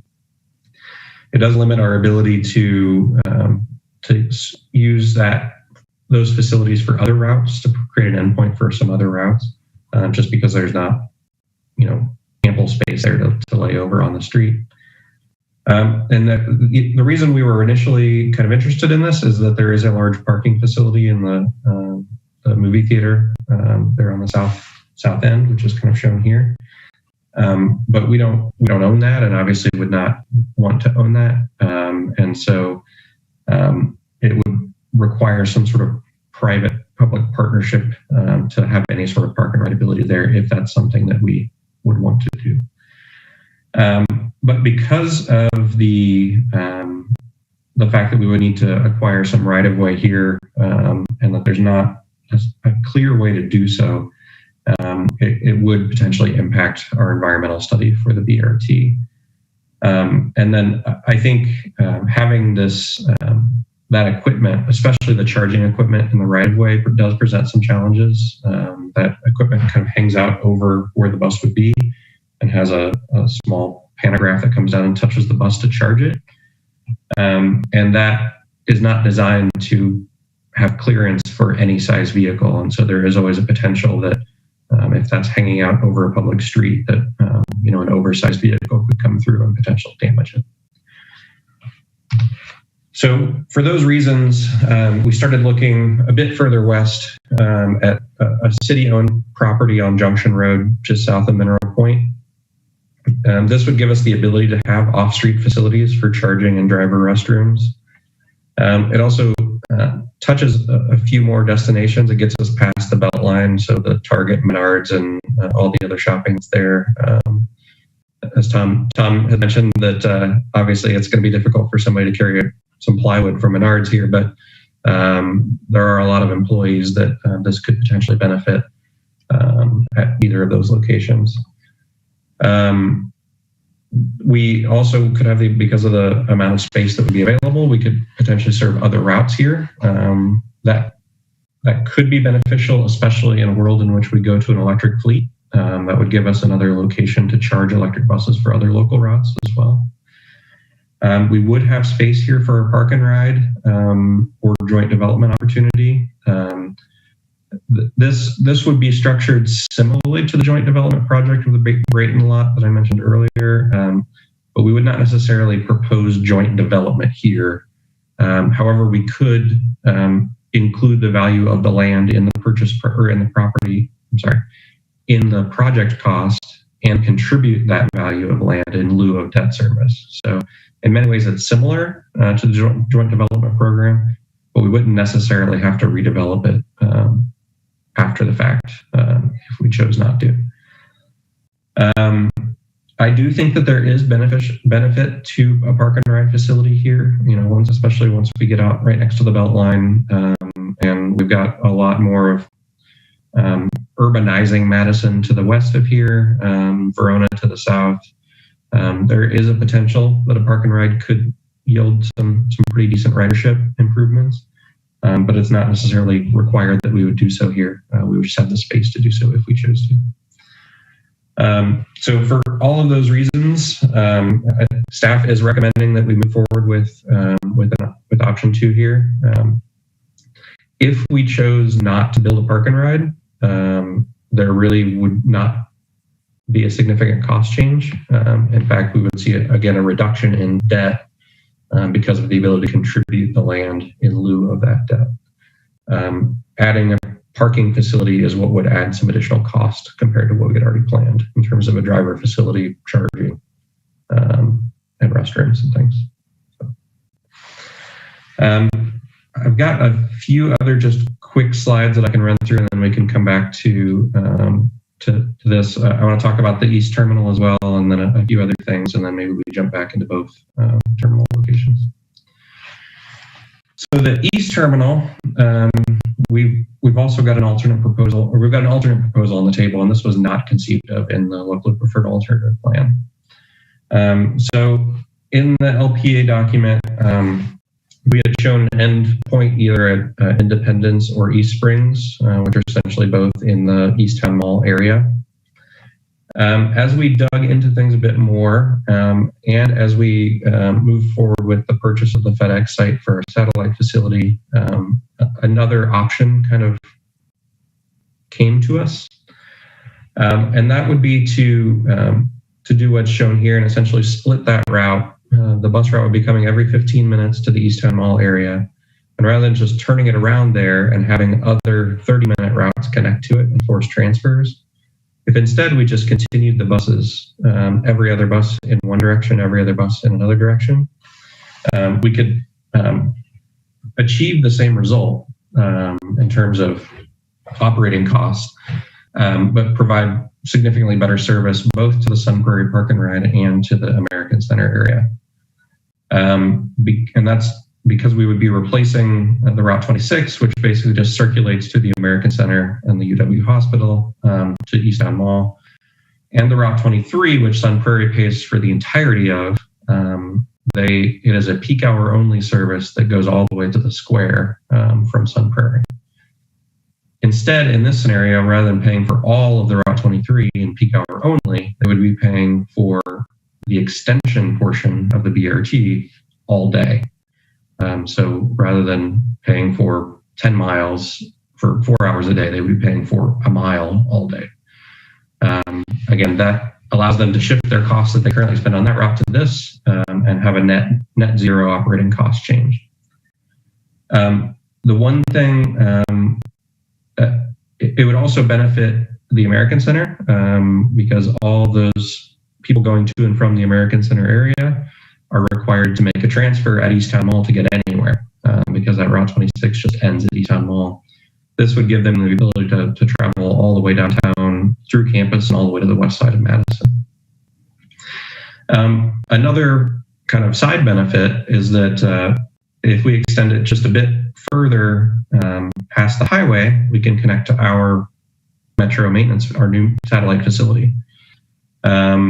at the FedEx site. That does two things for us. One, we'll already have a restroom facility there, so we only have to build a charger, which saves us a little bit on facility costs. It also connects Metro staff, connects both of our facilities, and so staff is able to shuttle between the two using transit service rather than using a car. And there is a growing kind of industrial employment center there just north of FedEx on Manufacturers Drive that this gives us access to as well. For these extension portions, we would just use local stops that exist. We wouldn't be building BRT stations, so the buses would be operating in local service for these sections. And although there would not be an operating cost increase, there would be some capital cost, namely because we would be using BRT buses. Those BRT buses would be electric. And so we now would need to build two different charging locations at each of those dots rather than a single one at East Town Mall.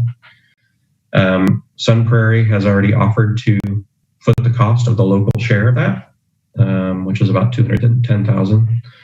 And we would need two additional buses. And again, Sun Prairie would pay for one of the local share of one of those buses.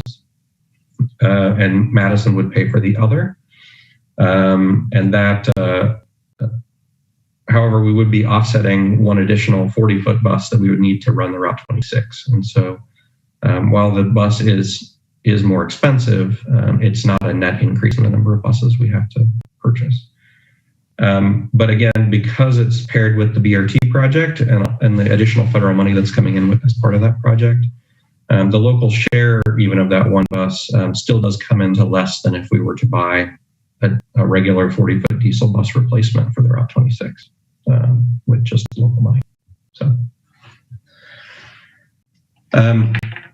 Sun Prairie they are on board with this plan, and staff is as well. We think it's a nice synergy here where we can provide additional service to them without really any significant impact to us, and actually provide better service to us. And potentially reduce vehicle travel by Sun Prairie residents on East Washington coming into downtown.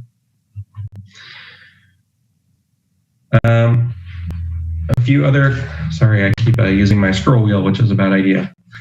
The BRT design concept competition has closed. We have received those. We received a total of 61 submissions. About 10 of those did not meet our standards for what we had asked for. They didn't actually submit what they asked for. So we were left with a net of 51. And those 51 are being reviewed by our AECOM, who's our engineering consultant, for kind of feasibility. Can these things actually be built? And or are they going to be outrageous in cost compared to our budget? So that will screen out more. And then whatever is left from that will be posted on a public website that will encourage public feedback on, while staff is preparing a report on those remaining designs, consulting with various experts at UW Architecture, with the State Historic Preservation Office, other entities that could potentially have hold power or veto authority over the designs in some way, and ultimately present a staff report with all that information to the Urban Design Commission in May, with the hope that they make a selection on how to move forward. So we're very excited. I think this exceeded our expectations in terms of the number of submissions. As you can imagine, they vary wildly in kind of detail and complexity and skill in terms of designers, but I think there's a lot of good ones in here.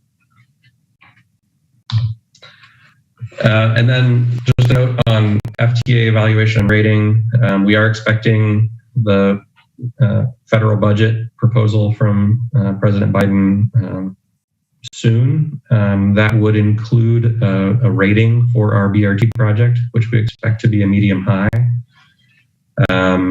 Again, it's almost impossible for us to get a high rating unless we're in New York City or Seattle or Chicago, a city of that size. So a medium high would be a big win for us. and that may or may not include a funding recommendation that will essentially, if it includes that, it would kind of earmark those funds for us, but we're not sure if that process will be followed this year or not. We had hoped to actually get this at the end of last week, but didn't come through. I think things are delayed, but it could be any day now. So that is everything I have, but would welcome questions or comments on especially the West Terminal and East Terminal. Thanks, Justin. So Bob Schaefer did register to speak again on this item. So Bob, if you're still with us, you've got 3 minutes. You may go ahead when you're ready.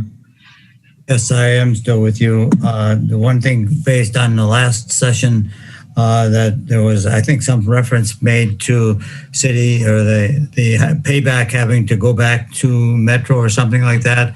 But if Metro is owned by the city and the city is having to pay Metro back, I'm not sure that that's how that fits into that. The other thing that I came across that relative to the stations being built in the median, that I came across something that I think that when East Washington was rebuilt, that some of the services were put into the median, and that my understanding is that the stations could not be built on top of those, or if something had to be done to service them, that they'd have to tear up the stations in order to access those services.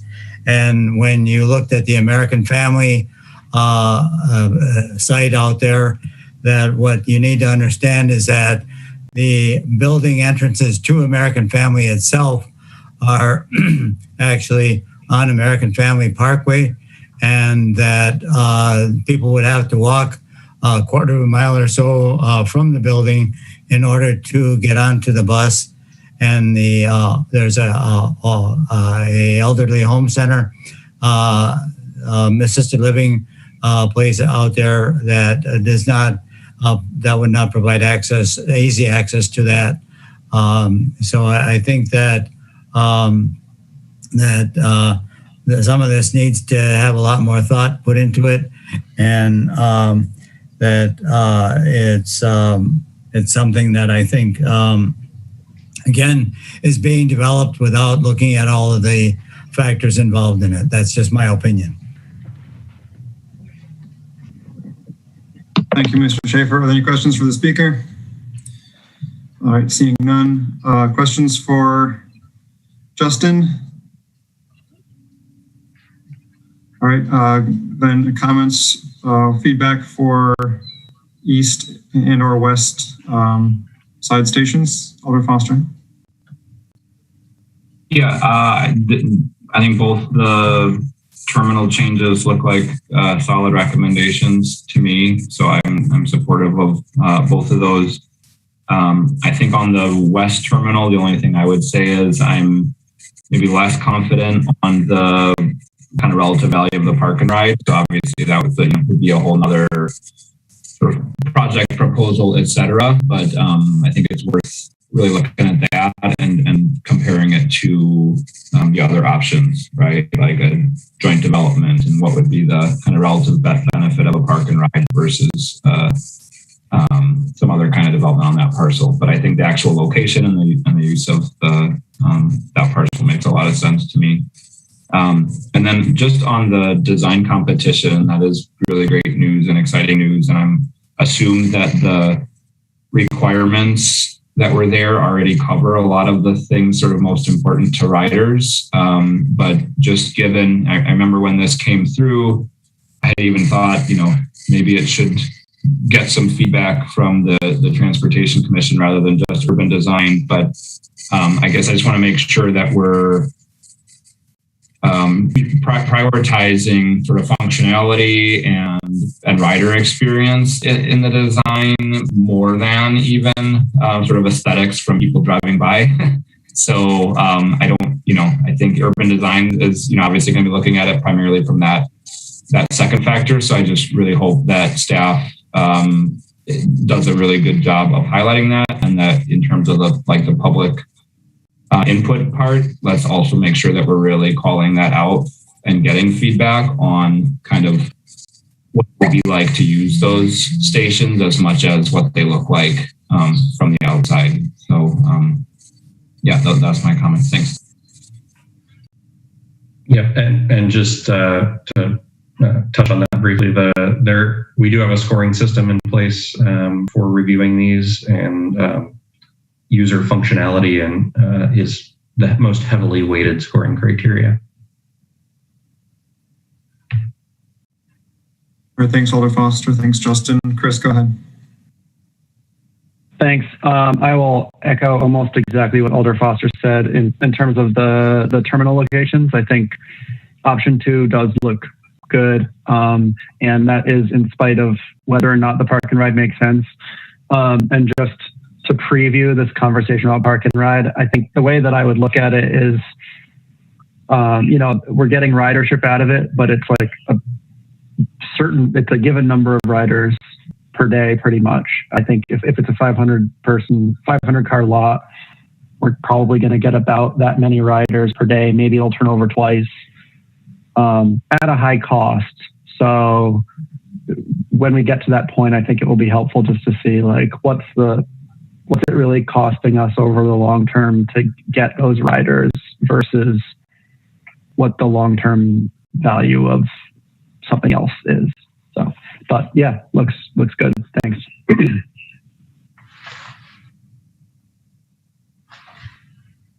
Thank you, Chris. Any other questions or comments, thoughts on the east and west terminal options? It sounds like we could probably combine both of these into one motion. We could do them separately, but seeing no other hands raised, I would ask for motions. Alder Foster, go ahead. Yeah, I would move that we approve option 2 for the west terminal and the proposed dual east termini. Okay, there's a motion. Is there a second? Looks like Badri second.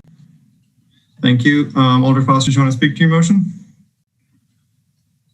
Okay, thank you. Any further discussion? All right, seeing none, on the motion to recommend option 2 Junction Road for the west side and the east side split stations options as presented by staff. All those in favor, please unmute yourselves and say aye.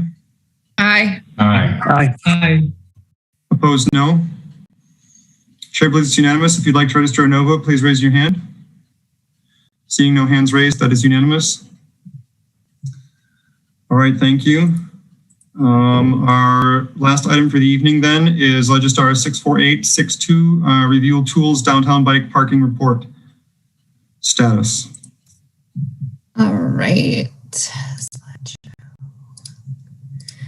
All right, so I am going to talk tonight not about the moped side of parking study. Most of those things were done quite a long time ago. The rules around moped parking obviously are very different, and feels like there are a lot less mopeds these days once they were sort of better regulated. And there's also a number of things in the report you'll see that have to do more with zoning. And I think that's a discussion that we can have, but I would want to do that with the zoning staff. So if that's of interest, we can also get that scheduled. But I thought tonight I would focus on the city provided bicycle parking portion of the report, because that is also a pretty big chunk. And so a lot of this has to do with bike racks installed in a lot of different locations, which we will talk about, as well as meter posts. And they mentioned that there has been a change in those meter posts, and I will talk about the impact on bicycle parking as well. So in the report, I tried to get the accurate math. I think it calls for about 233 additional spaces. And I think around 7 of those have been added, but since this report was done, obviously there has been some shifting around of racks, particularly in the last year. But that looks to be about right. Right now, it looks like about 83 spaces have potential conflicts with vending, cafes, or streeteries, which is also a change and is kind of fluid, but as you'll see a little bit later, some of those may not be an issue anymore. So I will talk about those when I get to the end. 5 spaces are of interest to B-Cycle to have a station, but it does not have an approved permit yet.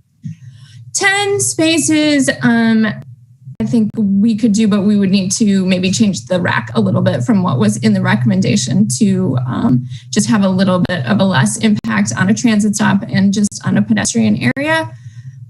For the ones where we have space available, I'm estimating it would be maybe around $30,000 to do the racks, and maybe, I didn't confirm the prices in the report with the park staff who oversee this area, but maybe around $7,000 in labor for their staff. And then I will go through all of those specific locations and the situation with the conflicts, because it is kind of fluid right now with the streeteries and the cafes, the way we're permitting them, and businesses closing recently that have freed up some at this point. So it's kind of just a fluid area as we try to support businesses in the recovery. One thing, however, that is a big change is the meter parking rings. We used to have those sort of multi-space meters where they just had the numbers on them and you went to the board and you said what slot you were in and you paid. Those are being switched out, as was mentioned earlier, to smart single space meters. And those smart single space meters do not allow the rings. They need to be free for people to reach them, including people with disabilities, as well as the collectors.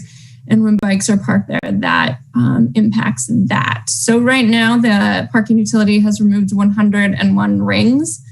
The 39 remaining rings, they expect to have removed by the end of April as they move to these smart single space meters. And I do have a map of that later. They do have an interest in going back to multi-space meters. They may have some to demo where we could put some racks on, but those are out a little ways, at least 2 or 3 years, maybe longer. Now we do have bike parking in our garages, and I don't have a count right now for the new Wilson Street garage, but it does have a large public bike parking area.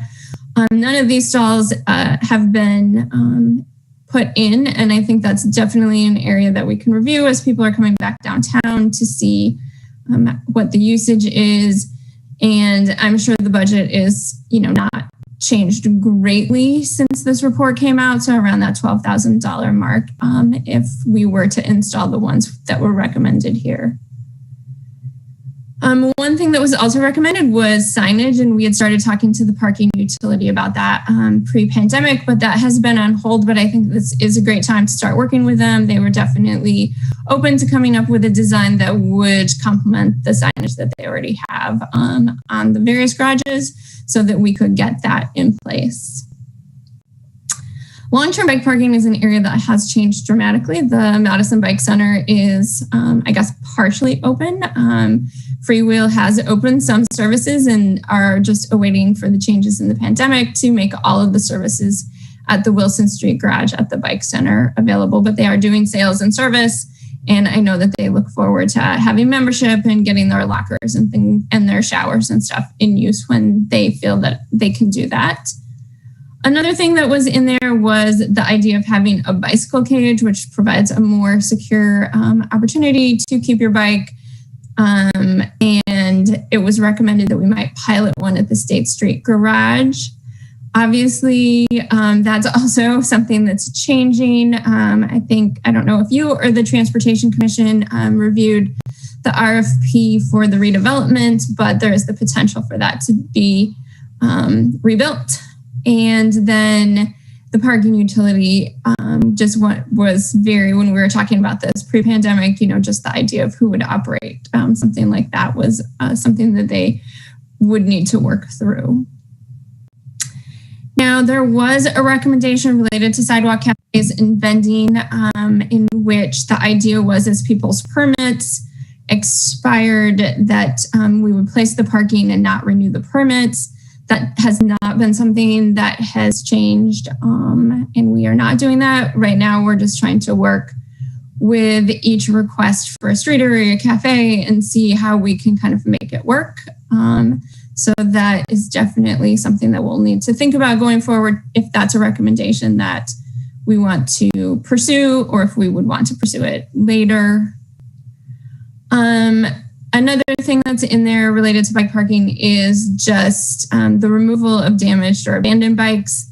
And right now, I just wanted to mention that the MPT has a bicycle recovery specialist, but that position, the person left and they have not refilled that position at this time.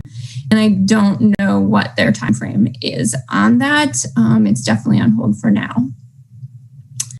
So then just looking at some of the maps, and this is online, I'm sorry, it was on there very late, but I was meeting, we were meeting with Megan Blakehorst to kind of go through all of these changes that are kind of coming with spring and people starting to think about outdoor dining and vending. But for instance, here 25, there was a cafe conflict, but that business closed during the pandemic. So, we don't know what would go there. So we could put a rack, or we could take a wait and see. Some of them, the spaces are all available. Some have some active cafes in them operating right now. In a couple instances, they've applied for some cafes or streetery kinds of things. And in some instances, they've said that they think they would want to keep it long-term. And in others, they say they've told Megan that they think that it's just something for this summer until the pandemic lessens. And then in this instance, there is a space there. It has been a vending spot, but no one has it right now. So obviously we could decide to put a rack there.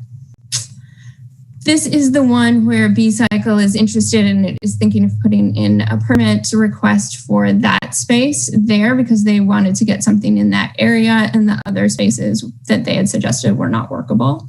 But that has not been approved yet. Here's another one with a cafe conflict. And then here's two where there was a cafe conflict, but those have both now businesses have closed. And I believe 33, I'm not totally up on the development, but I believe that might be where they're planning to put a hotel.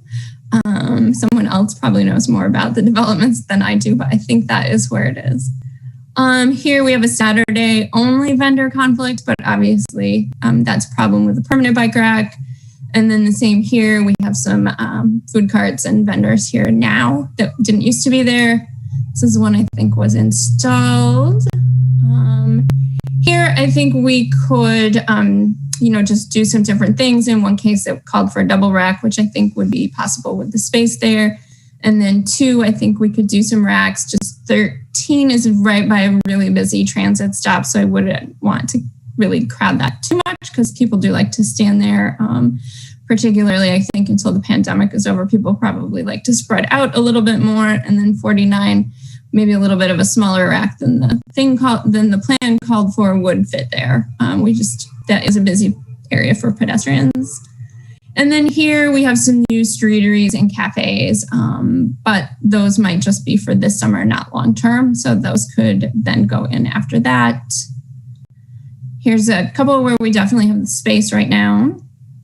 And some more. And then some more where we have streetery conflicts right now, but not necessarily clear, they would want to be there long term or if that's just for now. And then this is just where all the parking meter rings have come off with the move to the single space meters. And that is kind of where we are. I think one thing to mention, and I'll go back, to where the budget is. These are racks that the mall concourse installs and maintains. And so they obviously also have, they're all black, the things that are in the mall concourse, so that we do in traffic engineering have some racks, but they don't meet that sort of mall concourse standard. So they would be the ones who would get them to ensure that they fit within those design guides for downtown. And that is it. I can take questions and just, thoughts about moving forward with this.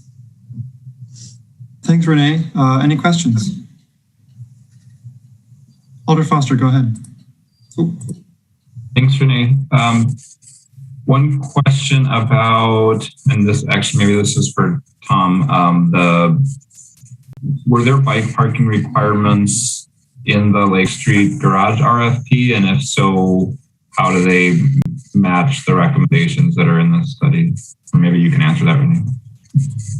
I don't know if I can answer about the RFP, exactly what is in there, and I don't know if Tom does. Otherwise, I can reach out to Jeff, who's working on it. No, I don't know, but we can reach out. And that's a good question, particularly since the Wilson Street garage I feel like has excellent bike accommodations. So.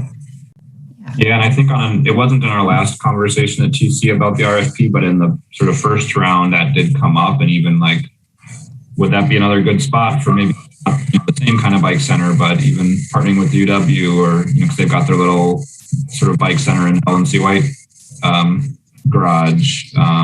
Is there an opportunity to have something there? So I think at a minimum we should be asking for the amount of bike parking to be built that is recommended in the study. So thanks for following up on that. Yep.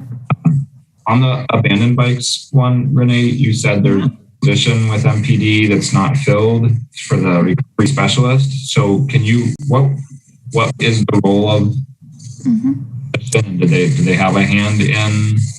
Sure. So the bicycle recovery specialist is in their property recovery room, whatever it's called, property room.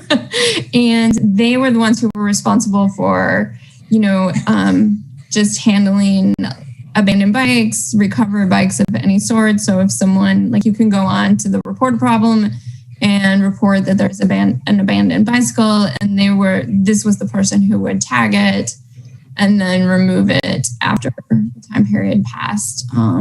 So with that person has left the position, and so it's currently vacant. And so just other people in the property room are having to, if bikes are recovered or they're getting complaints, having to pick that up. But obviously that means that there's less happening with that position. I mean, because the people in the property room have other things that they're also, responsible for. So. And did that person also did they go around and check some of these high demand rack places to post and remove, or where did that? So that would still fall with them. I'm not sure. It was just a part-time position, how much time they actually had for doing that versus just going out with complaints that came in. And I think part of this was that maybe that position would need to be more hours so that they would be able to do a more regular checking of downtown. Yeah, it's like parking enforcement to me. It's bike parking enforcement. Be something to think about in terms of future budgets, what that position should be focused on and where it belongs. The other question I had was around, well, I guess I would just say you mentioned the zoning part. I do think that would be a valuable one to have, and I agree that could be a separate conversation. So maybe we could talk with Tucker and kind of prepare for a separate conversation at a future meeting on that one, because I know there were a lot of, I think, good recommendations in here around that. And then I think the only other thing I wanted to say was, I think in terms of direction, I think it sounds like you've already done sort of a good analysis of recommendations around adding some of those racks, kind of got that updated, etc. So and maybe after others talk, I would move this, but I think it would be good if you kind of a specific recommendation and bring that to the Transportation Commission for review and approval to get as many of those racks installed as possible. And would also just recommend considering installation of some additional bike corrals on street in locations where there's high demand and we don't have space because of cafes or whatever else. I think the one on King Street has worked really well, and I would want you to be able to look at that as well. If there's a parking spot or two that could be reclaimed in order to meet some of the identified demands, I think that would be good to consider as well.